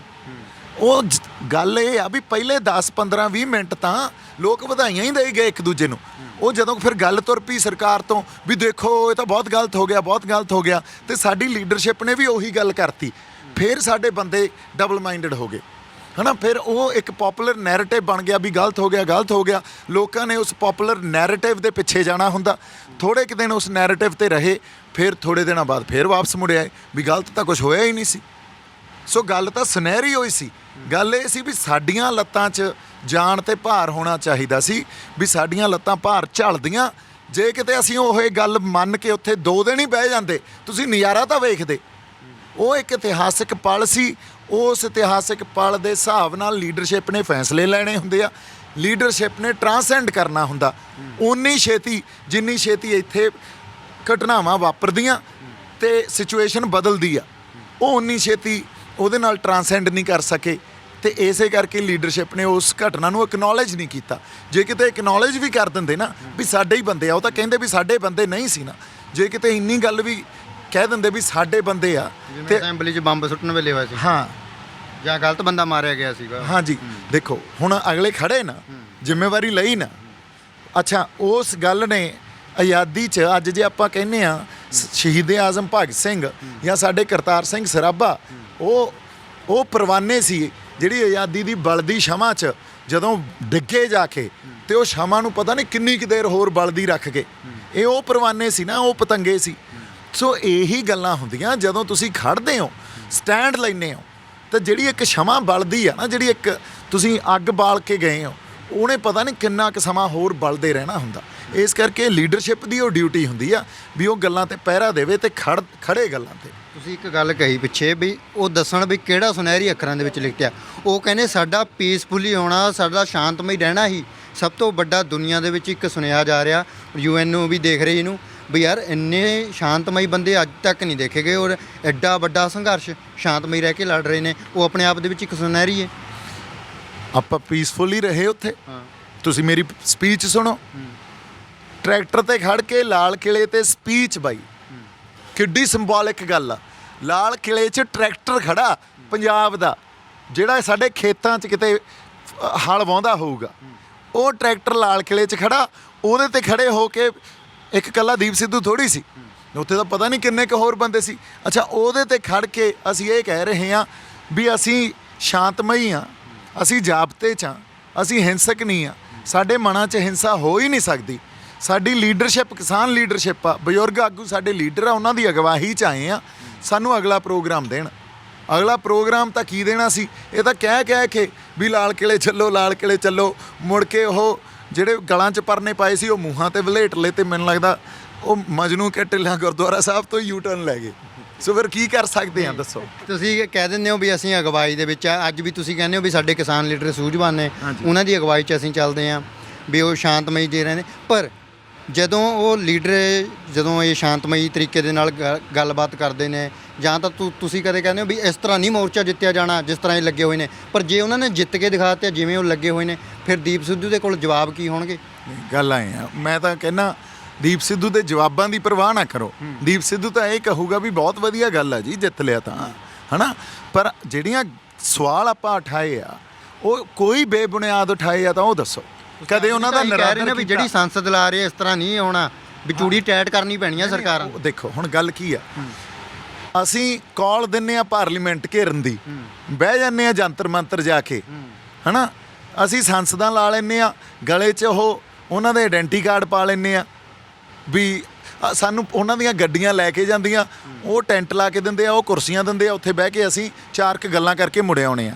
ਉਹੀ ਗੱਲਾਂ ਅਸੀਂ ਪਹਿਲਾਂ ਸਿੰਘੂ ਸਟੇਜ ਤੇ ਬੈਠੇ ਕਰਦੇ ਰਹੇ, ਉਹੀ ਗੱਲਾਂ ਉੱਥੇ ਜਾ ਕੇ ਕਰਨ ਲੱਗ ਗਏ, ਹੈ ਨਾ। ਸੰਘਰਸ਼ ਕਰਨ ਵਾਲੀ ਧਿਰ ਦੇ ਨਾਲ ਜਿਹਦੇ ਖਿਲਾਫ ਸਾਡੀ ਲੜਾਈ ਆ, ਉਹਨਾਂ ਦੇ ਨਾਲ ਮਤੇ ਪਾ ਕੇ ਅਸੀਂ ਕਿਤੇ ਸੰਸਦ ਲਾਵਾਂਗੇ, ਕਿਤੇ ਸੁਣਿਆ ਤੁਸੀਂ? ਇੱਕ ਇਹੋ ਜਿਹੇ ਸੰਘਰਸ਼ ਆ। ਸੋ ਇਹ ਸਵਾਲ ਕਰਨੇ ਬਣਦੇ ਆ ਕਿ ਨਹੀਂ ਬਣਦੇ ਸਾਡੇ, ਜਾਂ ਤੁਸੀਂ ਇਹ ਸਵਾਲ ਤੁਹਾਨੂੰ ਕਰਨੇ ਚਾਹੀਦੇ ਆ ਉਲਟਾ ਵੀ ਉਹ ਸੰਸਦ 'ਚੋਂ ਅਸੀਂ ਖੱਟਿਆ ਕਿਸ ਗੱਲ 'ਚੋਂ ਆ? ਜਿਹੜੇ ਜਰਨੈਲ ਸਾਡੇ ਗਲਾਂ 'ਚ ਪਰਨੇ ਪਾ ਕੇ ਤੇ ਸਮੇਂ ਆਉਣ ਤੇ ਮੂੰਹਾਂ ਤੇ ਵਲੇਟ ਲੈਂਦੇ ਆ ਨਾ, ਉਹ ਲੋਕ ਜਿਹੜੇ ਬੈਠੇ ਆ ਬਾਈ, ਕੁਰਬਾਨੀ ਉਹਨਾਂ ਦੀ ਆ। ਦੇਖੋ ਜੇ ਜਿੱਤਿਆ ਗਿਆ ਤਾਂ ਉਹ ਲੋਕਾਂ ਦੀ ਵਜ੍ਹਾ ਕਰਕੇ ਮੋਰਚਾ ਜਿੱਤਾਂਗੇ ਅਸੀਂ, ਕਿਉਂਕਿ ਉਹਨਾਂ 'ਚ ਜਿਹੜਾ ਜਜ਼ਬਾ, ਜਿਹੜੇ ਵਿਚਾਰੇ ਉੱਥੇ ਸਾਡੇ ਸੰਘਰਸ਼ੀ ਬੰਦੇ, ਇੱਕ ਸਾਲ ਹੋ ਗਿਆ ਯਾਰ, ਗਰਮੀਆਂ ਸਰਦੀਆਂ ਹਨੇਰੀਆਂ ਮੀਂਹ ਸਭ ਹੰਢਾਤੇ ਉਹਨਾਂ ਨੇ ਆਪਦੇ ਤੇ। ਤੁਸੀਂ ਸੋਚੋ ਕਿੱਥੋਂ ਦਾ ਕਿਸ ਲੈਵਲ ਦਾ ਜਜ਼ਬਾ ਹੋਊਗਾ। ਉਹਨਾਂ ਨੂੰ ਤਾਂ ਕੋਈ ਫੰਡ ਨਹੀਂ ਆਏ ਨਾ, ਉਹਨਾਂ ਦੀਆਂ ਤਾਂ ਘਰਾਂ ਦੀਆਂ ਜਿਹੜੀਆਂ ਲੋੜਾਂ ਕੋਈ ਪੂਰੀਆਂ ਨਹੀਂ ਕਰਦਾ ਨਾ। ਮੋਰਚੇ ਨੂੰ ਤਾਂ ਬੜਾ ਫੰਡ ਆਇਆ ਹੋਊਗਾ, ਮੋਰਚੇ ਇਹਨੇ ਤਾਂ ਬੜਾ ਤਰੱਕੀ ਵੀ ਕੀਤੀ ਹੋਊਗੀ ਉਸ ਲੈਵਲ ਤੇ। ਮੋਰਚੇ ਨੂੰ ਤਾਂ ਵੈਸੇ ਵੀ ਲੋਕ ਉੱਥੋਂ ਦੇ ਲੀਡਰਸ਼ਿਪ ਨੂੰ ਰੈਕਗਨਾਈਜ਼ ਕਰਨ ਲੱਗ ਗਏ। ਪਹਿਲਾਂ ਤਾਂ ਉਹਨਾਂ ਨੂੰ ਤੁਸੀਂ ਇਹ ਦੇਖੋ, ਪਹਿਲਾਂ ਕੋਈ ਮੈਨੂੰ ਲੱਗਦਾ ਕਿਸੇ ਪਿੰਡ 'ਚ ਕੋਈ ਮੀਡੀਆ ਹੋਵੇ ਉਹ ਨਹੀਂ ਜਾਂਦਾ ਹੋਣਾ ਵੀ ਕਿਸਾਨੀ ਲੀਡਰਸ਼ਿਪ ਦੀ ਆਪਾਂ ਇੰਟਰਵਿਊ ਲਈਏ। ਗੱਲ ਤਾਂ ਇੱਕ ਦੌਰ ਦੀ ਹੁੰਦੀ ਆ ਨਾ। ਅੱਜ ਦੌਰ ਕੀ ਆ? ਅੱਜ ਤਾਂ ਨੈਸ਼ਨਲ ਮੀਡੀਅਮ ਇੰਟਰਵਿਊਜ਼ ਲੈਂਦਾ ਆ ਕੇ। ਤਾਂ ਬਹੁਤ ਲੀਡਰ ਆਪਣੇ ਆਪ ਨੂੰ ਮੁੱਖ ਮੰਤਰੀ ਵੀ ਦੇਖਣ ਲੱਗ ਗਏ। ਸੋ ਗੱਲ ਇਹ ਆ, ਜਦੋਂ ਉਹਨਾਂ ਨੇ ਤਾਂ ਬੜਾ ਕੁਝ ਖੱਟਿਆ ਪਰਸਨਲ ਲੈਵਲ ਤੇ, ਜਥੇਬੰਦਕ ਲੈਵਲ ਤੇ, ਲੋਕਾਂ ਨੇ ਤਾਂ ਕੁਝ ਨਹੀਂ ਖੱਟਿਆ ਨਾ। ਸੰਘਰਸ਼ ਕਿਹਦਾ? ਸੰਘਰਸ਼ ਨਾ ਕਿਸਾਨੀ ਲੀਡਰਾਂ ਦਾ, ਨਾ ਦੀਪ ਸਿੱਧੂ ਦਾ, ਨਾ ਹੋਰ ਕਿਸੇ ਵਿਅਕਤੀ ਵਿਸ਼ੇਸ਼ ਦਾ। ਸੰਘਰਸ਼ ਬਾਈ ਜੀ ਲੋਕਾਂ ਦਾ। ਲੋਕਾਂ ਨੇ ਲੜਿਆ। ਤੁਸੀਂ ਜਦੋਂ ਇਹਦਾ ਸਿਹਰਾ ਦਿਓਗੇ ਉਹ ਲੋਕਾਂ ਨੂੰ ਦਿਓਗੇ, ਤੇ ਜੇ ਕਿਤੇ ਰੱਬ ਨਾ ਕਰੇ ਕੋਈ ਸਿੱਟੇ ਸੁਖਾਵੇਂ ਨਾ ਨਿਕਲੇ, ਉਹਦਾ ਸਿਹਰਾ ਲੀਡਰਸ਼ਿਪ ਨੂੰ ਜਾਊਗਾ। ਮੈਂ ਇਹ ਵੀ ਗੱਲ ਦੱਸਦਾ ਤੁਹਾਨੂੰ, ਅੱਜ ਤੱਕ ਜੇ ਸੰਘਰਸ਼ ਲੜੀ ਜਾਂਦੇ ਆ ਤਾਂ ਲੋਕ ਹੀ ਲੜੀ ਜਾਂਦੇ ਆ। ਜੇ ਉੱਥੇ ਬੈਠੇ ਆ ਤਾਂ ਹੀ ਪ੍ਰੈਸ਼ਰ ਆ। ਸੰਸਦਾਂ ਨਾਲ ਕੋਈ ਪ੍ਰੈਸ਼ਰ ਨਹੀਂ ਪਿਆ, ਪ੍ਰੀਤੀ ਭੋਜਾਂ ਨਾਲ ਕੋਈ ਪ੍ਰੈਸ਼ਰ ਨਹੀਂ ਪਿਆ, ਜਾਂ ਜਿਹੜੇ ਅਸੀਂ ਹੋਰ ਬੜੇ ਉੱਥੇ ਆ ਵਿੱਚ ਦੀ ਚੜੂਨੀ ਸਾਹਿਬ ਕਹਿੰਦੇ ਹੱਥ ਬੰਨ੍ਹ ਕੇ ਪਾਰਲੀਮੈਂਟ ਨੂੰ ਚੱਲੋ ਜੀ, 100 ਕੁ ਬੰਦਾ ਲੈ ਕੇ ਤੁਰ ਪਾਂਗੇ। ਮੈਨੂੰ ਦੱਸੋ ਯਾਰ, ਤੁਹਾਨੂੰ ਪਿੰਜਰਿਆਂ 'ਚ ਤਾਂ ਤਾੜੀ ਬੈਠੇ ਆ ਉਹ, ਪਹਿਲਾਂ ਉਹ ਤੋਂ ਤੁਸੀਂ ਹੱਥ ਵੀ ਬਣਾ ਲਓ ਪਿੰਜਰਿਆਂ 'ਚ, ਫਿਰ ਤਾਂ ਤੁਸੀਂ ਜੋ ਮਰਜ਼ੀ ਕਰੀ ਜਾਓ। ਸੋ ਆਏ ਨਹੀਂ ਸੰਘਰਸ਼ ਲੜੇ ਜਾਂਦੇ ਹੁੰਦੇ। ਮਾੜਾ ਮੋਟਾ ਤੁਹਾਨੂੰ ਗਲ 'ਚ ਗੁੱਠਾ ਦੇਣਾ ਪੈਂਦਾ ਹੁੰਦਾ। ਜਿੱਦਾਂ ਜਾ ਕੇ ਬੈਠੇ ਸੀ 26 ਨਵੰਬਰ ਨੂੰ ਗਲ 'ਚ ਗੁੱਠਾ ਹੀ ਦਿੱਤਾ ਸੀ, 26 ਜਨਵਰੀ ਨੂੰ ਉਹ ਗਲ 'ਚ ਗੁੱਠਾ ਦਿੱਤਾ, ਖਿੱਚ ਲਿਆ ਪਿੱਛੇ ਅਸੀਂ। ਹੁਣ ਅਗਲੇ ਆਰਾਮ ਨਾਲ ਬੈਠੇ ਆ, ਨਾ ਤੁਹਾਨੂੰ ਕੋਈ ਮੀਟਿੰਗ ਦਿੰਦੇ ਆ ਨਾ ਕੁਛ ਦਿੰਦੇ ਆ। ਜਿੱਦਾਂ ਕੋਈ ਆਊਗਾ ਉਹਦੇ ਸਮਝੌਤਾ ਹੀ ਆਊਗਾ, ਫਿਰ ਜਾਂ ਤਾਂ ਆਪਦੀ ਗੱਲ ਤੇ ਖੜੇ ਰਹੋ। ਮੈਂ ਤਾਂ 10 ਦਸੰਬਰ ਨੂੰ ਇਹ ਗੱਲ ਕਹੀ ਸੀ ਵੀ ਬੜਾ ਕੁਝ ਮਿਲਦਾ, ਢੋਲ ਵਜਾਉਂਦੇ ਭੰਗੜੇ ਪਾਉਂਦੇ ਚੱਲਦੇ ਆ ਵਾਪਸ। ਜਦੋਂ ਲੋਕਾਂ ਨੂੰ ਇਹ ਪਤਾ ਲੱਗ ਗਿਆ ਵੀ ਜਿੱਤ ਕੇ ਆਏ ਆ ਬਾਈ ਜੀ, ਅਗਲੀ ਵਾਰ ਨੂੰ ਤੁਸੀਂ ਸੋਚੋ ਕੀ ਮਾਹੌਲ ਪੈਦਾ ਹੋਊਗਾ। ਹੁਣ ਜਿੱਤਣ ਉਹ ਉਸ ਤਰ੍ਹਾਂ ਆਉਣ ਦੇ ਲਾਇਕ ਰਹੇ ਨਹੀਂ। ਹੁਣ ਕਿੱਥੋਂ ਰਹੇ ਆ? ਅੱਜ ਪੱਲੜਾ ਕਿਹੜੇ ਪਾਸੇ ਭਾਰੀ ਆ? ਜੇ ਪੱਲੜਾ ਸਾਡਾ ਭਾਰੀ ਹੁੰਦਾ ਤਾਂ ਸਾਨੂੰ ਮੀਟਿੰਗ ਲਈ ਕੱਲ੍ਹ ਬੁਲਾ ਲੈਂਦੇ। ਉਹਨਾਂ ਦੀ ਕੀ ਔਕਾਤ ਆ ਸਾਨੂੰ ਮੀਟਿੰਗ ਲਈ ਨਾ ਬੁਲਾਉਣ? ਅਸੀਂ ਤਾਂ ਚਿੱਠੀਆਂ ਵੀ ਲਿਖ ਲਈਆਂ, ਅਸੀਂ ਗਲਾਂ 'ਚ ਪੱਟੇ ਵੀ ਪਾਲੇ, ਪਰ ਸਾਡੇ ਕੋਲੇ ਤਾਂ ਕੋਈ ਨਿਯੁਕਤੇ ਨਹੀਂ ਆਏ ਨਾ ਮੀਟਿੰਗ ਦੇ। ਗੰਨੇ ਦੇ ਰੇਟਾਂ ਨੂੰ ਲੈ ਕੇ ਜਿੱਕਣਾ ਕਹਿੰਦੇ ਪੰਜਾਬ ਸਰਕਾਰ ਮੂੰਹ ਦੇ ਮੂੰਹ ਗੇਰਤੀ, ਐਵੇਂ ਹੀ ਕਹਿੰਦੇ ਡੇਗਣੀ ਆ ਮੋਦੀ ਸਰਕਾਰ ਵੀ। ਦੇਖੋ ਗੰਨੇ ਦੇ ਰੇਟਾਂ ਦੀ ਗੱਲ ਆਪਾਂ ਕਰਕੇ, ਤੁਸੀਂ ਪਹਿਲਾਂ ਤਾਂ ਇਹ ਕਰੀ ਗਏ ਵੀ ਲਾਗਤ ਹੀ 375 376 ਰੁਪਏ ਆ ਗੰਨੇ ਦੀ। ਫਿਰ 360 ਰੁਪਏ 'ਚ ਲੱਡੂ ਖਵਾਉਣੇ ਹੋ, ਜੂਸ ਪੀ ਆਉਣੇ ਹੋ। ਇਹ ਲੱਡੂ ਤੇ ਜੂਸ ਬਹੁਤ ਮਹਿੰਗੇ ਪਏ ਆ ਪਹਿਲਾਂ ਸਾਨੂੰ, ਹੈ ਨਾ। ਸੋ ਗੱਲ ਇਹ ਆ, ਗੰਨੇ ਦੀ ਜੇ ਤੁਹਾਡੀ ਲਾਗਤ 376 ਦੀ ਆ ਤੇ ਤੁਸੀਂ 500 ਰੁਪਇਆ ਲੈ ਕੇ ਆਓ, 400 ਛੇਕੜ ਲੈ ਕੇ ਆਓ ਉਹਨਾਂ ਤੋਂ। ਤੁਸੀਂ ਲਾਗਤ ਤੋਂ ਘੱਟ ਫੇਰ ਮੰਨ ਕੇ ਆ ਗਏ। ਪਰ ਇੱਕ ਗੱਲ ਆ, ਚਲੋ ਚਾਹੇ ਛੋਟੀ ਜਿੱਤ ਆ, ਪਰ ਛੋਟੀ ਜਿੱਤ ਹੀ ਵੱਡੀ ਜਿੱਤ ਵੱਲ ਪ੍ਰੇਰਿਤ ਵੀ ਕਰਦੀ ਹੁੰਦੀ ਆ, ਇਹਦੇ 'ਚ ਵੀ ਕੋਈ ਸ਼ੱਕ ਨਹੀਂ। ਪਰ ਉਹ ਜਿੱਤ ਕਿੱਥੋਂ ਹੋਈ? ਆਪਦੀ ਪੰਜਾਬ ਸਰਕਾਰ ਤੋਂ ਹੋਈ। ਇਸੇ ਕਰਕੇ ਆਪਾਂ ਪਹਿਲੇ ਦਿਨੋਂ ਕੀ ਗੱਲ ਕਰ ਰਹੇ ਹਾਂ ਵੀ ਇਹ ਪੋਲੀਟੀਕਲ ਗੱਲ ਆ। ਜਦੋਂ ਤੱਕ ਪੰਜਾਬ ਸਰਕਾਰ ਕੋਲੇ, ਪੰਜਾਬ ਦੇ ਸੂਬੇ ਕੋਲੇ ਆਪਦੇ ਹੱਕ ਜਾਂ ਆਪਦੇ ਅਧਿਕਾਰ ਨਹੀਂ ਹੋਣਗੇ ਜਿਹਦੇ ਆਧਾਰ ਤੇ ਉਹ ਫੈਸਲੇ ਲੈ ਸਕੇ, ਦਿੱਲੀ ਵਾਲਿਆਂ ਨੂੰ ਕੀ ਪਰਵਾਹ ਯਾਰ, ਬੈਠੇ ਰਹੋ। ਮੈਜੋਰਿਟੇਰੀਅਨ ਸਿਸਟਮ ਦੀ ਆਪਾਂ ਗੱਲ ਕੀਤੀ ਆ। ਪੰਜਾਬ 'ਚੋਂ 13 ਸੀਟਾਂ, ਪੰਜਾਬ ਲੜੇ ਨਾ ਲੜੇ ਉਹਨਾਂ ਨੂੰ ਕੋਈ ਫਰਕ ਨਹੀਂ ਪੈਂਦਾ। ਯੂਪੀ ਵੀ ਤੇ ਬੈਠਾ। ਉਹ ਯਾਰ ਯੂਪੀ ਕਿਹੜਾ ਬੈਠਾ? ਕਿਹੜਾ ਯੂਪੀ ਬੈਠਾ? ਆ ਹੁਣ ਚੋਣਾਂ ਹੋਣਗੀਆਂ ਤੁਹਾਡੇ ਸਾਹਮਣੇ ਪ੍ਰਤੱਖ ਹੋ ਜੂ। ਇੱਕ ਟਕੈਤ ਸਾਹਿਬ ਬੈਠੇ ਆ, ਟਕੈਤ ਸਾਹਿਬ ਬੈਠੇ ਆ ਕਿ ਬਿਠਾਏ ਆ ਇਹ ਵੀ ਨਹੀਂ ਪਤਾ। 32ਵੇਂ ਨੰਬਰ ਤੇ ਹੁੰਦੇ ਸੀ 26 ਤੋਂ ਪਹਿਲਾਂ। ਜਿੱਦਾਂ 26 ਵਾਲੀ ਗੱਲ ਉਹ ਉਲਟ ਸ਼ੁਰੂ ਹੋਈ ਆ, ਉਲਟਾ ਵਹਿਣ ਵਿਹਾ, ਟਕੈਤ ਸਾਹਿਬ ਪਹਿਲੇ ਨੰਬਰ ਤੇ ਲਿਆ ਕੇ ਬਾਤੇ ਮੀਡੀਆ ਨੇ ਭਾਏ ਆ ਨਾ। ਤੀਜੇ ਕੁ ਦਿਨ ਆਜ ਤੱਕ ਨਾਲ ਬੈਠੇ ਹੁੰਦੇ ਆ। ਕੌਣ ਆਜ ਤੱਕ? ਸਾਨੂੰ ਪਤਾ ਹੀ ਆ ਨਾ ਆਜ ਤੱਕ ਕਿੱਥੇ ਜੁੜਦਾ ਜਾ ਕੇ। ਜੀ ਨਿਊਜ਼ ਵਾਲੇ ਕਿੱਥੇ ਜੁੜਦੇ ਆ ਜਾ ਕੇ, ਇੰਡੀਆ ਟੀਵੀ ਵਾਲੇ ਕਿੱਥੇ ਜੁੜਦੇ ਆ ਜਾ ਕੇ, ਸਾਨੂੰ ਪਤਾ ਇਹ ਗੱਲ ਨਾ। ਸੋ ਫਿਰ ਕਿਹਦੀ ਲੱਤ ਹੇਠਾਂ ਦੀ ਲੰਘਦੇ ਆ ਉਹ, ਇਹ ਵੀ ਪਤਾ ਸਾਨੂੰ। ਸੋ ਗੱਲਾਂ ਨੂੰ ਤੁਸੀਂ ਜਿਹੜੀ ਪੋਲੀਟਿਕਸ ਆ ਨਾ, ਪੋਲੀਟਿਕਸ ਨਾ ਕਦੇ ਵੀ ਸਿੰਪਲ ਮੈਥਮੈਟਿਕਸ ਨਹੀਂ ਹੁੰਦੀ, ਇਹ ਹਾਇਰ ਮੈਥਮੈਟਿਕਸ ਆ। ਪੋਲੀਟਿਕਸ ਮੈਂ ਹਮੇਸ਼ਾ ਕਹਿੰਦਾ ਰਹਾ, ਜੋ ਅੱਗੇ ਚੱਲ ਰਹੀ ਆ ਉਹ ਪੋਲੀਟਿਕਸ ਨਹੀਂ ਹੁੰਦੀ। ਪੋਲੀਟਿਕਸ ਜਿਹੜੀ ਪਿੱਛੇ ਚੱਲਦੀ ਆ ਉਹਦੇ ਉਹ ਹੁੰਦੀ ਆ। ਸੋ ਜਦੋਂ ਤੱਕ ਤੁਸੀਂ ਆਪਦੀ ਕੌਨਸ਼ੀਅਸਨੈਸ ਦਾ ਲੈਵਲ, ਆਪਦੀ ਚੇਤਨਾ ਦਾ ਲੈਵਲ ਉੱਥੋਂ ਤੱਕ ਲੈ ਕੇ ਨਹੀਂ ਜਾਓਗੇ, ਤੁਸੀਂ ਇਹਨਾਂ ਗੱਲਾਂ ਨੂੰ ਸਮਝ ਨਹੀਂ ਪਾਓਗੇ। ਹੁਣ 2022 ਦੇ ਵਿੱਚ ਪੰਜਾਬ ਨੂੰ ਕਿਵੇਂ ਬਦਲਿਆ ਜਾਵੇ? ਫਿਰ ਜਿਹੜੀਆਂ ਤਿੰਨੇ ਪਾਰਟੀਆਂ ਠੀਕ ਹੈ ਚੱਲੀ ਜਾਣ ਤੋਂ ਇਹਦੇ ਨਾਲ ਹੋ ਜਾਊਗਾ? ਨਹੀਂ, ਤਿੰਨੇ ਪਾਰਟੀਆਂ ਚੱਲੀ ਜਾਣ ਦੀ ਇਹ ਠੀਕ ਆ। ਇਹਨਾਂ ਤਿੰਨਾਂ ਨੇ ਸਾਨੂੰ ਉਹ ਜਿਵੇਂ ਮਤਲਬ ਅੱਜ ਤਾਈਂ ਅਸੀਂ ਇੱਕ ਲਾਰਿਆਂ 'ਚ ਤੇ ਗਲੀਆਂ 'ਚ, ਨਾਲੀਆਂ 'ਚ, ਬਿਜਲੀਆਂ 'ਚ, ਕੁਛ ਮਾੜਾ ਮੋਟਾ ਅਨਾਜ, ਇਹਨਾਂ ਚੀਜ਼ਾਂ 'ਚ ਹੀ ਰਹੇ ਨਾ। ਇਹਨਾਂ ਨੇ ਸਾਨੂੰ ਇੱਥੋਂ ਨਹੀਂ ਕੱਢਣਾ।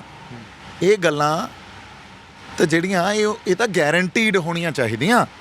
ਜਿਹੜੀਆਂ ਗਲੀਆਂ ਨਾਲੀਆਂ ਸਕੂਲ ਘਰ ਇਹ ਤਾਂ ਗੈਰੰਟੀ ਸਕੀਮ ਹੋਣੀ ਚਾਹੀਦੀ ਆ ਸਰਕਾਰ ਦੀ। ਜਿਹੜੀ ਅੱਜ ਇੱਕ ਘਰ ਬਣਾਉਣ ਵਾਸਤੇ ਕਿਸੇ ਨੂੰ ਵੀ ਸੋਚਣਾ ਪੈਂਦਾ ਵੀ ਯਾਰ ਆਪਦਾ ਘਰ ਹੋਵੇ। ਪਰ ਹੁਣ ਗੱਲ ਕਿੱਥੇ ਆ ਕੇ ਖੜਦੀ ਹੈ? ਪੰਜਾਬ ਨੂੰ ਆਪਦੀ ਰਾਜਨੀਤੀ ਆਪ ਘੜਨੀ ਪਊ, ਪੰਜਾਬ ਦੇ ਲੋਕਾਂ ਨੂੰ ਉਹ ਰਾਜਨੀਤੀ ਆਪ ਘੜਨੀ ਪਊ। ਇੱਥੋਂ ਸਾਨੂੰ ਆਪਦੀ ਲੀਡਰਸ਼ਿਪ ਆਪ ਪੈਦਾ ਕਰਨੀ ਪਊਗੀ। ਅਸੀਂ ਉਸ ਇਤਿਹਾਸਕ ਮੋੜ 'ਤੇ ਖੜ੍ਹੇ ਹਾਂ ਜਿੱਥੇ ਬਹੁਤ ਵੱਡਾ ਖਲਾਅ ਅੱਜ ਪੈਦਾ ਹੋ ਗਿਆ। ਤੁਸੀਂ ਵੇਖ ਲਓ ਕਿਵੇਂ ਪੈਦਾ ਹੋਇਆ। ਇੱਕ ਪਾਸੇ ਬਾਦਲ ਸਾਹਿਬ ਗਏ, ਜੋ ਵੀ ਸੀ ਇੱਕ ਦਿੱਗਜ ਲੀਡਰ ਰਹੇ ਆ, ਉਹਨਾਂ ਨੂੰ ਢੰਗ ਸੀ ਵੋਟ ਪੋਲੀਟਿਕਸ ਦਾ। ਪੰਜਾਬ ਲਈ ਕੀਤਾ ਨਾ ਕੀਤਾ ਉਹ ਵੱਖਰੀ ਗੱਲ, ਆਪਾਂ ਛੱਡ ਦਿਓ। ਇੱਕ ਪਾਸੇ ਕੈਪਟਨ ਸਾਹਿਬ ਗਏ, ਦਿੱਗਜ ਲੀਡਰ, ਉਹਨਾਂ ਨੂੰ ਵੀ ਢੰਗ ਸੀ ਵੋਟ ਪੋਲੀਟਿਕਸ ਦਾ, ਹੈ ਨਾ। ਇਹਨਾਂ ਦੋਵਾਂ ਨੇ ਹੀ ਸੱਤਾ ਮਾਨੀ ਆ। ਇਦੋਂ ਬਾਅਦ ਦੀ ਜਿਹੜੀ ਲੀਡਰਸ਼ਿਪ ਆ ਉਹ ਲੋਕਾਂ 'ਚ ਐਕਸੈਪਟ ਨਹੀਂ ਆ। ਇਹਦਾ ਮਤਲਬ ਬਹੁਤ ਵੱਡਾ ਖਲਾ, ਤੇ ਖਲਾ ਭਰਨਾ ਵੀ ਪਊ। ਫਿਰ ਭਰੂਗਾ ਕੌਣ? ਭਰੂਗਾ ਪੰਜਾਬ ਦੇ ਲੋਕ। ਅੱਜ ਵੀ ਮੈਂ ਇਹੀ ਗੱਲ ਕਹਿ ਰਿਹਾ, ਆਪਦੀ ਲੀਡਰਸ਼ਿਪ ਪੈਦਾ ਕਰੋ, ਆਪਦੇ ਚਿਹਰੇ ਪੈਦਾ ਕਰੋ, ਜਿਨ੍ਹਾਂ ਨੇ ਤੁਹਾਡੇ ਨਾਲ ਖੜ ਕੇ ਤੁਹਾਡੇ ਹੱਕ ਹਕੂਕ ਦੀ ਗੱਲ ਕਰਨੀ ਆ। ਉਹ ਆਮ ਆਦਮੀ ਪਾਰਟੀ ਕਹਿੰਦੀ ਅਸੀਂ ਕਰਨੀ ਆ। ਉਹ ਯਾਰ ਆਮ ਆਦਮੀ ਪਾਰਟੀ ਕੀ ਕਰ ਦੂਗੀ? ਆਮ ਆਦਮੀ ਪਾਰਟੀ ਦਾ ਸਾਨੂੰ ਪਤਾ ਨਹੀਂ ਕਿੱਥੋਂ ਤੁਰਦੀ ਆ। ਉਹ ਤਾਂ ਮਾੜੀ ਜੀ ਗੱਲ ਹੋਵੇ ਘਰ ਭਜਾਉਂਦੇ ਆ, ਦਿੱਲੀ ਫੇਰ ਵਗ ਜਾਂਦੇ ਆ। ਜਿਹੜਾ ਕੁਛ ਪਹਿਲਾਂ ਕੈਪਟਨਾਂ ਤੇ ਬਾਦਲਾਂ ਨੇ ਕੀਤਾ ਇਹੀ ਕੀਤਾ ਨਾ। ਹੁਣ ਭਗਵੰਤ ਮਾਨ ਸਾਹਿਬ ਨੂੰ CM ਦਾ ਚਿਹਰਾ ਪ੍ਰੋਜੈਕਟ ਨਹੀਂ ਕੀਤਾ। ਤੁਸੀਂ ਵੇਖੋ ਵੀ ਜੇ CM ਦਾ ਚਿਹਰਾ ਪ੍ਰੋਜੈਕਟ ਕਰ ਦੇਣ ਫੇਰ ਤਾਂ ਮੈਂ ਆਮ ਆਦਮੀ ਪਾਰਟੀ ਨਾਲ ਆ, ਤੇ ਜੇ ਨਹੀਂ ਕੀਤਾ ਤਾਂ ਮੈਂ ਕੁਛ ਹੋਰ ਕਰੂੰਗਾ।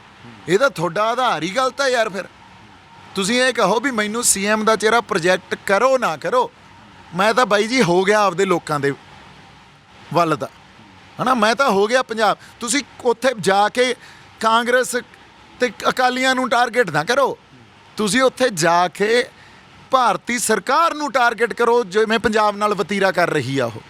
ਜਦੋਂ ਤੱਕ ਸਾਡਾ ਕੋਈ ਬੰਦਾ ਸਿੱਧਾ ਭਾਰਤ ਦੇ ਸਿਸਟਮ ਤੇ ਸਰਕਾਰ ਤੇ ਸਟੇਟ ਤੇ ਉਂਗਲ ਚੱਕ ਕੇ ਗੱਲ ਨਹੀਂ ਕਰਦਾ, ਅੱਖਾਂ 'ਚ ਅੱਖਾਂ ਪਾ ਕੇ ਗੱਲ ਨਹੀਂ ਕਰਦਾ, ਉਦੋਂ ਤੱਕ ਉਹ ਤੁਹਾਡਾ ਬੰਦਾ ਨਹੀਂ ਆ।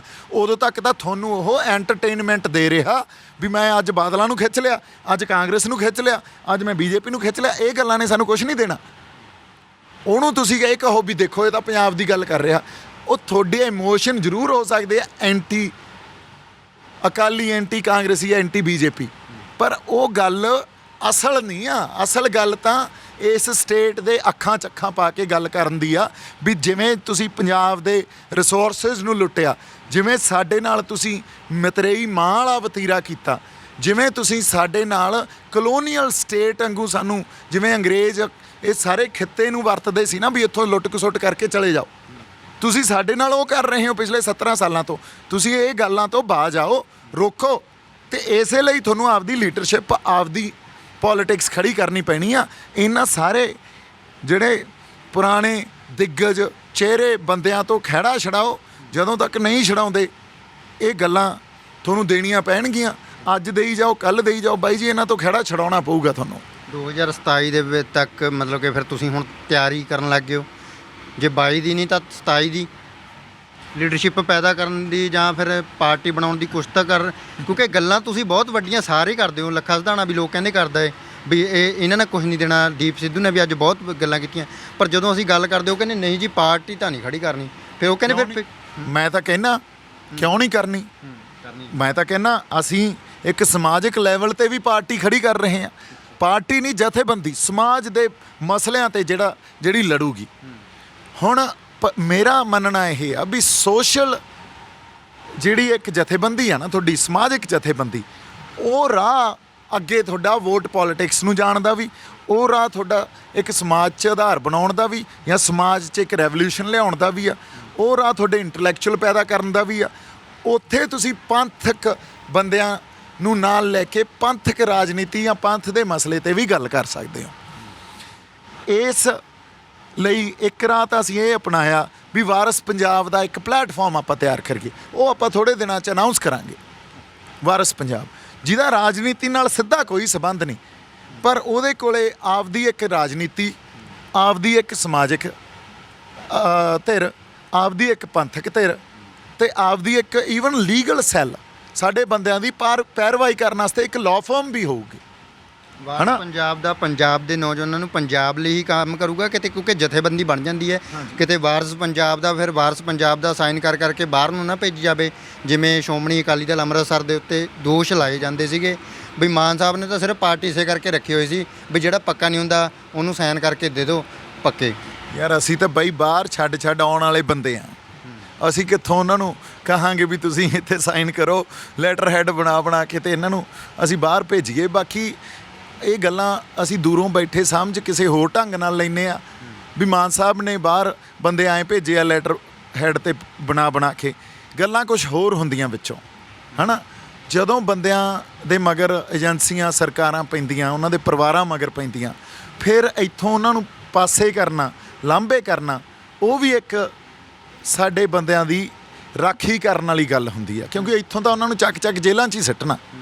ਸੋ ਗੱਲਾਂ ਕੁਝ ਹੋਰ ਹੁੰਦੀਆਂ, ਬਣ ਕੁਝ ਹੋਰ ਜਾਂਦੀਆਂ, ਇਸ ਲਈ ਜਾਂ ਬਣਾ ਦਿੱਤੀਆਂ ਜਾਂਦੀਆਂ, ਜਾਣ ਬੁੱਝ ਕੇ ਪੇਸ਼ ਕਰ ਦਿੱਤੀਆਂ ਜਾਂਦੀਆਂ। ਇਹਨਾਂ ਨੂੰ ਵੀ ਸਮਝਣਾ ਸਾਡੇ ਲਈ ਬਹੁਤ ਜ਼ਰੂਰੀ ਆ।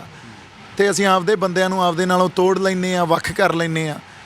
ਇਹਨਾਂ ਬੰਦਿਆਂ ਨੂੰ ਸਾਰਿਆਂ ਨੂੰ ਤਾਂ ਅਸੀਂ ਨਾਲ ਤੋਰਨਾ ਵੀ ਤੁਰੋ ਜੀ, ਹੈ ਨਾ। ਆਪਾਂ ਲੜਾਈ ਜਦੋਂ ਤੱਕ ਏਕੇ 'ਚ ਅਤੇ ਸਾਂਝੇ ਰਹਿ ਕੇ ਇੱਕ ਲੜਾਈ ਨਹੀਂ ਲੜਾਂਗੇ, ਉਦੋਂ ਤੱਕ ਸਾਡਾ ਹੱਥ ਪੱਲਾ ਸਾਡਾ ਕਿਤੇ ਨਹੀਂ ਪੈਣਾ, ਸਾਡਾ ਫੌਂ ਨਹੀਂ ਪੈਣਾ। ਐਵੇਂ ਕੀਰਨੇ ਜੇ ਪਾਈ ਜਾਓ ਫਿਰ ਪਾਈ ਜਾਈਏ, ਫਿਰ ਉਹਦਾ ਕੋਈ ਮਤਲਬ ਨਹੀਂ। ਇੱਕ ਦੋ ਵੱਖਰੇ ਸਵਾਲ ਹੈ। ਐਮੀ ਵਿਰਕ ਦਾ ਜਿਵੇਂ ਵਿਰੋਧ ਹੋਇਆ ਜਾਂ ਕਰਵਾਇਆ ਗਿਆ, ਉਹਨੂੰ ਕਿਵੇਂ ਵੇਖਦੇ ਹੋ ਤੁਸੀਂ? ਬਾਈ ਆਏ ਆ, ਹੁਣ ਦੇਖੋ ਐਮੀ ਦੀ ਫਿਲਮ 2 ਸਾਲ ਪਹਿਲਾਂ ਸਾਈਨ ਹੋਈ, 2 ਸਾਲ ਪਹਿਲਾਂ ਉਹਦਾ ਫਿਰ ਸ਼ੂਟ ਵੀ ਹੋਇਆ, ਉਹ ਪੂਰੀ ਵੀ ਹੋ ਗਈ ਅਤੇ ਉਹ ਰਿਲੀਜ਼ ਹੋ ਰਹੀ ਹੁਣ। ਅੱਛਾ, ਉਹਦਾ ਤੁਸੀਂ ਇਹ ਕਹਿ ਰਹੇ ਹੋ ਦੇਖੋ BJP ਦੇ ਬੰਦਿਆਂ ਦੀ ਫਿਲਮ ਆ ਅਤੇ ਉਹਨਾਂ ਦੇ ਨਾਲ ਫਿਲਮ ਕਰਦਾ ਵੀ ਯਾਰ ਕਿੱਡੇ ਦੋਗਲੇ ਹੋ ਤੁਸੀਂ। ਅੱਜ ਜਿਹੜੇ ਅੰਬਾਨੀ, ਆਪਾਂ ਇੱਥੇ ਬੈਠੇ ਹਾਂ, ਤੁਸੀਂ ਆਪਦੀ ਜ਼ਿੰਦਗੀ 'ਚ ਕਿੰਨੇ ਕੁ ਪ੍ਰੋਡਕਟ ਉਹਨਾਂ ਅੰਬਾਨੀ ਅਦਾਨੀਆਂ ਦੇ ਯੂਜ਼ ਕਰਦੇ ਹੋਣਗੇ? ਫਿਰ ਛੱਡੋ ਸਭ ਕੁਛ, ਖਿੱਚੋ ਲਕੀਰ ਫਿਰ ਵੀ ਅਸੀਂ ਨਹੀਂ ਕਰਦੇ ਯੂਜ਼, ਯਾਰ ਉਹ ਵੀ ਤਾਂ ਉਹਨਾਂ ਦਾ ਹੀ ਆ। ਫਿਰ ਹੋਰ ਬੜਾ ਕੁਛ ਰੋਜ਼ਮर्रा ਦੀ ਜ਼ਿੰਦਗੀ 'ਚ ਜਿਹੜਾ ਇਹਨਾਂ ਸਰਕਾਰਾਂ ਨਾਲ, ਇਹਨਾਂ ਦੇ ਬੰਦਿਆਂ ਨਾਲ ਰਿਲੇਟਡ ਆ, ਉਹ ਆਪਾਂ ਵਰਤਦੇ ਹਾਂ ਜਾਂ ਉਹਨਾਂ ਦੇ ਨਾਲ ਵਰਤਦੇ ਹਾਂ। ਉੱਥੇ ਕੋਈ ਸਵਾਲ ਨਹੀਂ। ਇੱਕ ਫਲੈਟ ਵਗੈਰਾ ਕਾਰਪੋਰੇਟ ਘਰਾਣਿਆਂ ਦੇ ਆ, ਹਾਂ ਸਾਰਾ ਕੁਛ ਹੀ। ਉਹ ਜੋ ਫਲੈਟ ਕੀ ਬਿਲਡਿੰਗਾਂ ਵੱਡੀਆਂ ਬਣਾਉਂਦੇ ਆ, ਉੱਥੇ ਅਸੀਂ ਰਹੀ ਵੀ ਜਾਂਦੇ ਹਾਂ, ਬੁੱਕ ਵੀ ਕਰੀ ਜਾਂਦੇ ਹਾਂ, ਹੈ ਨਾ। ਸਾਨੂੰ ਕਾਰਾਂ ਵੀ ਚਾਹੀਦੀਆਂ, ਸਾਨੂੰ ਚੜ੍ਹਨ ਵਾਸਤੇ ਜਹਾਜ਼ ਵੀ ਚਾਹੀਦੇ ਆ। ਅਤੇ ਅਸੀਂ ਜਾਂ ਤਾਂ ਫਿਰ ਇੱਕ ਐਂ ਕੰਮ ਕਰੋ ਨਾ ਵੀ ਅਸੀਂ ਡਿਪੈਂਡੇਬਿਲਿਟੀ ਮਤੇ ਪਾਓ ਵੀ ਕੋਈ ਵੀ ਬੰਦਾ ਨਾ ਕੋਈ ਪ੍ਰੋਡਕਟ ਯੂਜ਼ ਕਰੇ, ਨਾ ਕੋਈ ਕਿਸੇ ਤਰ੍ਹਾਂ ਦਾ ਉਹਨਾਂ ਨਾਲ ਸੰਬੰਧ ਰੱਖੇ, ਵਪਾਰਕ ਸੰਬੰਧ ਰੱਖੇ, ਅਤੇ ਨਾ ਕੋਈ ਘਰੇਲੂ ਸੰਬੰਧ ਰੱਖੇ। ਮਤਾ ਪਾ ਦਿਓ, ਫਿਰ ਸਾਰੇ ਦਿਓ ਪਹਿਰਾ ਉਹਦੇ 'ਤੇ, ਫਿਰ ਤਾਂ ਗੱਲ ਮੰਨੀਏ। ਅਦਰਵਾਈਜ਼ ਤਾਂ ਦੋਗਲੀ ਨੀਤੀ ਹੈ ਨਾ, ਇੱਕ ਬੰਦੇ ਨੂੰ ਟਾਰਗੇਟ ਕਰਕੇ ਤੁਸੀਂ, ਜਿਹੜਾ ਬੰਦਾ ਪਬਲਿਕ ਹਜੇ ਫਿਗਰ ਆ, ਉਹਨੂੰ ਤੁਸੀਂ ਟਾਰਗੇਟ ਕਰਕੇ ਅਤੇ ਉਹਨੂੰ ਤੁਸੀਂ ਨੀਵਾਂ ਦਿਖਾਈ ਜਾਣਾ। ਹੁਣ ਜੇ ਅੱਜ ਆਪਾਂ ਐਮੀ ਨੂੰ ਇੱਕ ਸਵਾਲ ਪੁੱਛੀਏ ਵੀ ਬਾਈ ਤੂੰ ਕਿਸਾਨਾਂ ਦੇ ਹੱਕ 'ਚ ਨਹੀਂ ਖੜਾ ਹੋਏਗਾ, ਤੂੰ ਅਜੇ ਦੇਵਗਨ ਦੇ ਨਾਲ ਜਾ ਕੇ ਖੜਾ ਹੋਏਗਾ? ਇਹ ਸਵਾਲ ਦਾ ਜਵਾਬ ਹਰ ਬੰਦੇ ਨੂੰ ਪਤਾ ਵੀ ਉਹ ਕਿਸਾਨਾਂ ਦੇ ਹੱਕ 'ਚ ਹੀ ਹੋਊਗਾ।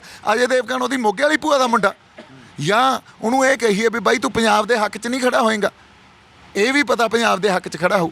ਤੁਸੀਂ ਫੇਰ ਵੀ ਯਾਰ ਅਗਲੇ ਨੂੰ ਪਿੱਛੇ ਪੈ ਕੇ ਅਤੇ ਤੁਸੀਂ ਇਹੋ ਜਿਹੀਆਂ ਗੱਲਾਂ ਕਰਨੀਆਂ, ਇਹ ਤਾਂ ਸਾਡੀ ਮਾਨਸਿਕਤਾ ਦਰਸਾਉਂਦੀ ਆ ਵੀ ਅਸੀਂ ਕਿੰਨੇ ਦੋਗਲੇ ਹੋ ਗਏ, ਅਸੀਂ ਕਿਵੇਂ ਮੌਕੇ 'ਤੇ ਬੰਦਿਆਂ ਨੂੰ ਟਾਰਗੇਟ ਕਰਦੇ ਹਾਂ, ਆਪਦੇ ਬੰਦਿਆਂ ਨੂੰ ਆਪਦੇ ਨਾਲੋਂ ਤੋੜ ਲੈਂਦੇ ਆ ਇਹ ਗੱਲਾਂ ਕਰਕੇ। ਜਦੋਂ ਸਾਈਨ ਕੀਤੀ ਉਦੋਂ ਇਹ ਕਾਨੂੰਨਾਂ ਦੀ ਕੋਈ ਗੱਲਬਾਤ? ਬਾਈ ਜੀ ਉਦੋਂ ਕਿਸਾਨੀ ਸੰਘਰਸ਼ ਦੀ ਕੋਈ ਗੱਲਬਾਤ ਨਹੀਂ ਸੀ, ਹੈ ਨਾ।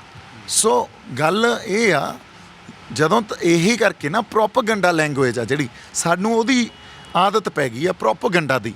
ਪ੍ਰੋਪੇਗੈਂਡਾ ਸੁਣਨਾ, ਇੰਜੋਏ ਵੀ ਉਹੀ ਕਰਨਾ, ਉਹਦਾ ਐਨਾਲਾਈਜ਼ ਨਹੀਂ ਕਰਨਾ। ਅਸੀਂ ਲੋਕ ਕਹਿੰਦੇ ਉਹਦੀ ਪ੍ਰਮੋਸ਼ਨ ਲਈ ਨਹੀਂ ਜਾਣਾ ਚਾਹੀਦਾ ਸੀ ਜਿਵੇਂ ਬਾਹਰ। ਬਾਈ ਹੁਣ ਮੇਰੀ ਗੱਲ ਸੁਣੋ, ਤੁਸੀਂ ਇੱਕ ਪੰਗਾ ਲਈ ਬੈਠੇ ਹੋ ਪਹਿਲਾਂ, ਉਹ ਤੁਸੀਂ ਐਗਰੀਮੈਂਟ ਵੀ ਸਾਈਨ ਕਰੀ ਬੈਠੇ ਹੋ, ਤੁਸੀਂ ਉਹਨਾਂ ਨੂੰ ਵਾਅਦੇ ਵੀ ਕਰੀ ਬੈਠੇ ਹੋ। ਅੱਜ ਤੁਸੀਂ ਕਹੋ ਵੀ ਉਹਦੀ ਪ੍ਰਮੋਸ਼ਨ ਲਈ ਮੈਂ ਤਾਂ ਨਹੀਂ ਜਾਂਦਾ ਜੀ। ਐਗਰੀਮੈਂਟ 'ਚ ਹੁੰਦਾ ਸਾਰਾ ਕੁਝ ਹੁੰਦਾ ਬਈ। ਐਗਰੀਮੈਂਟ 'ਚ ਇੱਕ ਚੀਜ਼ ਲਿਖਾਈ ਹੁੰਦੀ ਆ ਅਗਲੇ ਨੇ, ਇੱਕ ਚੀਜ਼ ਲਿਖਾਈ ਹੁੰਦੀ ਆ, ਇੱਥੋਂ ਤੱਕ ਕਿ ਕਿਹੜੇ ਕੱਪੜੇ ਪਾਏਗਾ, ਕੀ ਖਾਏਗਾ ਪੀਏਗਾ, ਅਪੀਅਰੈਂਸ ਕੀ ਹੋਊਗੀ, ਸਾਲਾ ਕਿਹੜਾ ਅੰਡਰਵੀਅਰ ਪਾਏਗਾ, ਇਹ ਵੀ ਲਿਖਾ ਲੈਂਦੇ ਆ। ਅੱਛਾ। ਸੋ ਮੈਂ ਤੁਹਾਨੂੰ ਦੱਸਦਾ, ਇਹ ਗੱਲਾਂ ਜਿਵੇਂ ਲੋਕ ਸਮਝਦੇ ਆ ਨਾ, ਲੋਕਾਂ ਨੂੰ ਮਾੜਾ ਮੋਟਾ ਐਨਾਲਾਈਜ਼ ਕਰਨੀਆਂ ਚਾਹੀਦੀਆਂ। ਹੁਣ ਤਾਂ ਇੰਨਾ ਕਿ ਸਾਡੇ ਕੋਲੇ ਇੱਕ ਪੋਲੀਟੀਕਲ ਅਵੇਅਰਨੈਸ ਜਾਂ ਕੌਨਸ਼ੀਅਸਨੈਸ, ਸਾਡਾ ਚੇਤਨਾ ਦਾ ਪੱਧਰ ਇੰਨਾ ਉੱਚਾ ਹੋ ਗਿਆ ਵੀ ਇਹਨਾਂ ਗੱਲਾਂ ਨੂੰ ਸਮਝੀਏ।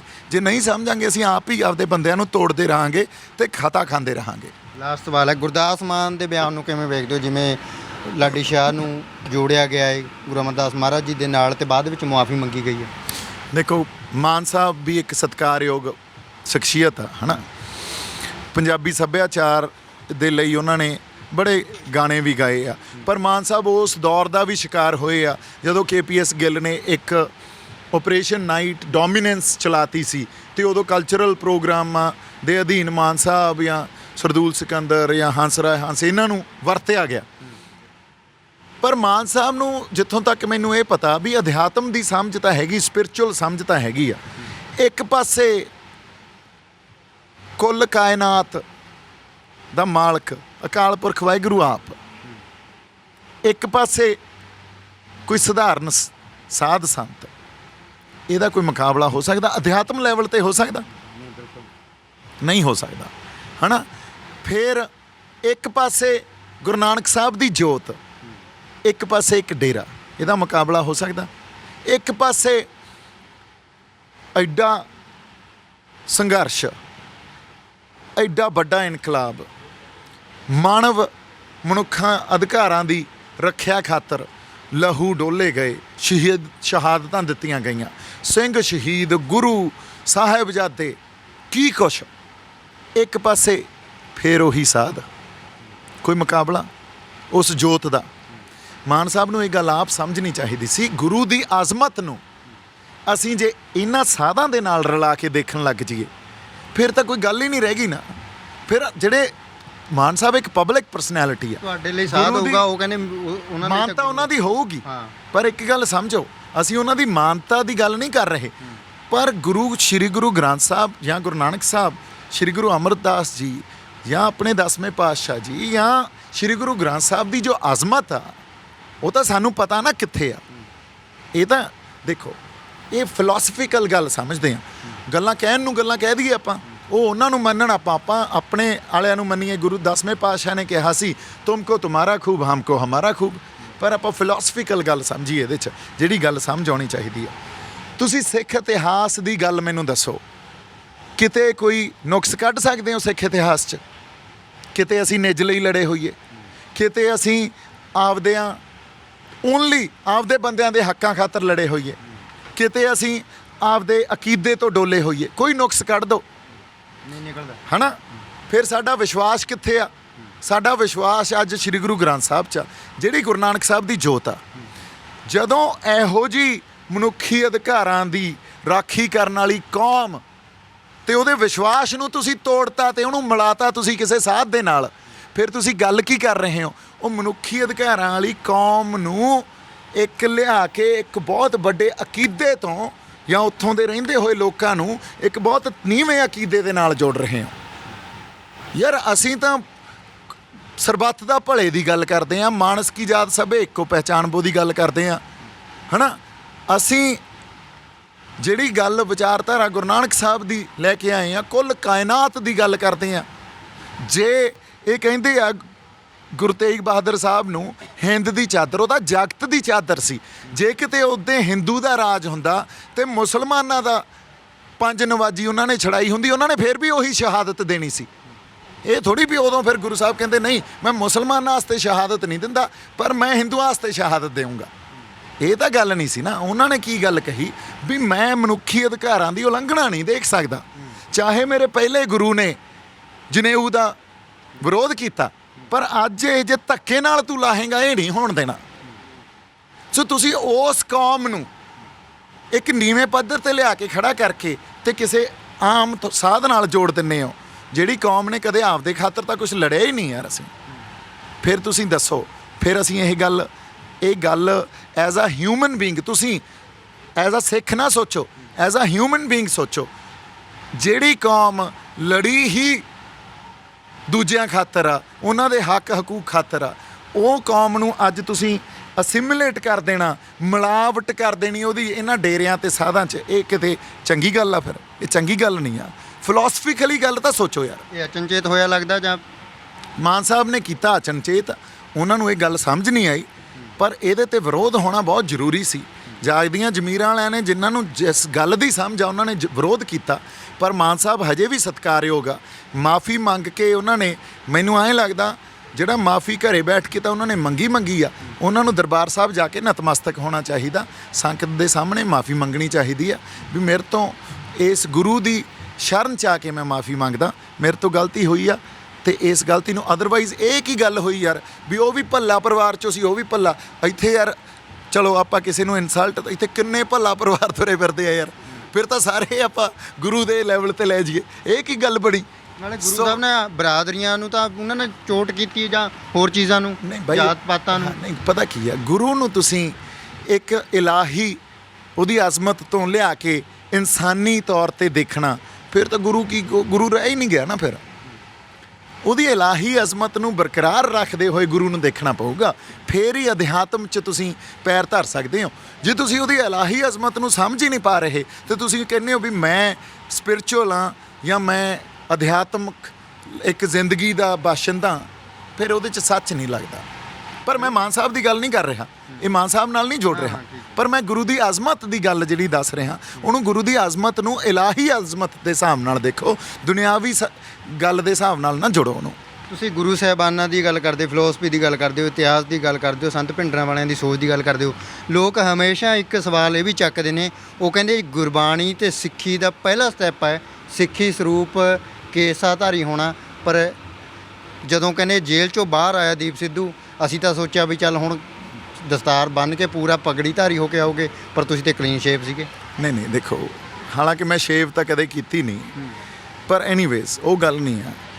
ਮੇਰੇ 'ਚ ਵੀ ਕਮੀਆਂ ਬਹੁਤ ਆ, ਹੈ ਨਾ, ਫਿਰ ਮੇਰੇ 'ਚ ਰੀਝਾਂ ਵੀ ਹੈਗੀਆਂ। ਮੈਂ ਇੱਕ ਐਂਟਰਟੇਨਮੈਂਟ ਵਰਲਡ ਦਾ ਬੰਦਾ, ਐਕਟਰ ਹਾਂ। ਰੀਝਾਂ ਇਹ ਵੀ ਹੋਣਗੀਆਂ ਵੀ ਫਿਲਮਾਂ ਬਣਾਈਏ। ਜਿਹੜਾ ਇਹ ਸਿੱਖੀ ਸਰੂਪ ਆ ਨਾ, ਜਾਂ ਆਪਾਂ ਖਾਲਸਾ ਪੰਥ ਦੀ ਗੱਲ ਕਰਦੇ ਹਾਂ, ਇਹ ਵੀ ਇੱਕ ਜੋਤ ਪ੍ਰਗਟ ਕੀਤੀ ਗਈ ਸੀ, ਬਖਸ਼ ਹੁੰਦੀ ਆ, ਇਹ ਵੀ ਗੁਰੂ ਦੀ ਬਖਸ਼ ਹੁੰਦੀ ਆ। ਜਿੱਦਾਂ ਹੀ ਗੁਰੂ ਦੀ ਬਖਸ਼ ਹੋਊਗੀ ਉਹਦੇ ਆਪੇ ਹੀ ਪ੍ਰਗਟ ਹੋ ਜਾਣੀਆਂ ਇਹ ਗੱਲਾਂ।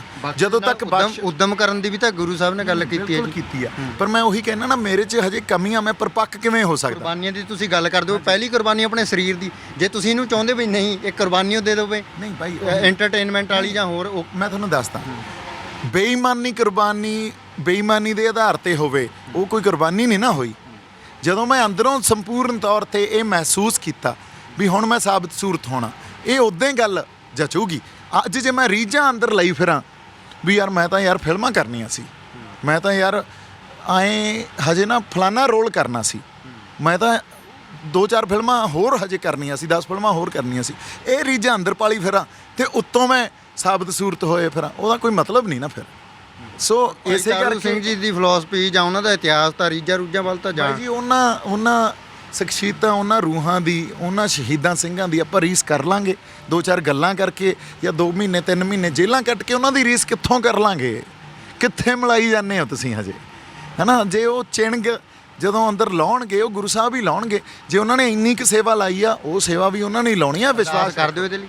ਅਰਦਾਸ ਦੇਖੋ, ਬੰਦਗੀ ਜ਼ਰੂਰ ਕਰਦਾ, ਪਰ ਇਸ ਗੱਲ ਲਈ ਅਰਦਾਸ ਨਹੀਂ ਕਰਦਾ ਵੀ ਮੈਨੂੰ ਸਿੱਖੀ ਸਰੂਪ ਬਖਸ਼ਿਓ। ਮੈਂ ਸੱਚੀ ਦੱਸਦਾ, ਇਹ ਹਜੇ ਮੈਂ ਨਹੀਂ ਅਰਦਾਸ ਕੀਤੀ। ਮੈਂ ਅਨੰਦਪੁਰ ਸਾਹਿਬ ਜਾ ਕੇ ਇੱਕ ਦਿਨ ਮੇਰੇ ਜਦੋਂ ਉੱਥੇ ਗਿਆ, ਤਖਤ ਸਾਹਿਬ 'ਤੇ ਨਤਮਸਤਕ ਹੋਇਆ, ਤੇ ਮੇਰੇ ਅੰਦਰੋਂ ਇੱਕ ਗੱਲ ਜ਼ਰੂਰ ਉੱਠੀ ਸੀ। ਇਹ ਉਹਦੇ ਮੈਂ ਉੱਥੇ ਇਹ ਗੱਲ ਹੋਈ ਸੀ ਵੀ ਜੇ ਤੁਸੀਂ ਇਹ ਵੀ ਬਖਸ਼ਿਸ਼ ਦੇਣੀ ਆ, ਵੀ ਸਿੱਖੀ ਸਰੂਪ ਚਾਹੁੰਣਾ, ਤਾਂ ਫਿਰ ਤੁਸੀਂ ਦੇ ਦਿਓ। ਪਰ ਉਹ ਸਿਰਫ ਅਨੰਦਪੁਰ ਸਾਹਿਬ ਕੀਤੀ ਸੀ, ਅਦਰਵਾਈਜ਼ ਨਹੀਂ ਕਰਦਾ। ਚਲੋ ਇੰਨੀ ਇਮਾਨਦਾਰੀ ਨਾਲ ਦੱਸਦੇ ਤੁਸੀਂ ਵੀ ਨਹੀਂ ਕਰਦੇ। ਹਾਂਜੀ, ਉੱਥੇ ਕੀਤੀ। ਚਲੋ ਬਹੁਤ ਸ਼ੁਕਰੀਆ ਗੱਲਬਾਤ। ਧੰਨਵਾਦ ਬਾਈ। ਇਹ ਸੀ ਦੀਪ ਸਿੱਧੂ ਹੋਰੀ, ਜਿਨ੍ਹਾਂ ਨੇ ਵੱਖ-ਵੱਖ ਮਸਲਿਆਂ ਦੇ ਉੱਤੇ ਗੱਲਬਾਤ ਕੀਤੀ। ਉੱਥੇ ਹੀ ਕਿਸਾਨੀ ਮੋਰਚੇ ਨੂੰ ਲੈ ਕੇ ਜਾਂ ਕਿਸਾਨੀ ਲੀਡਰਾਂ ਦੇ ਜੋ ਸਵਾਲ ਸੀ, ਅਸੀਂ ਉਹਨਾਂ ਦੇ ਨਾਲ ਕੀਤੇ, ਉਹਨਾਂ ਦੇ ਵੀ ਉਹਨਾਂ ਨੇ ਜਵਾਬ ਦਿੱਤੇ। ਸਤਨਾਮ ਸਿੰਘ ਦੇ ਨਾਲ ਜਗਦੀਪ ਸਿੰਘ ਥਲੀ, ਪੰਜਾਬੀ ਲੋਕ ਚੈਨਲ।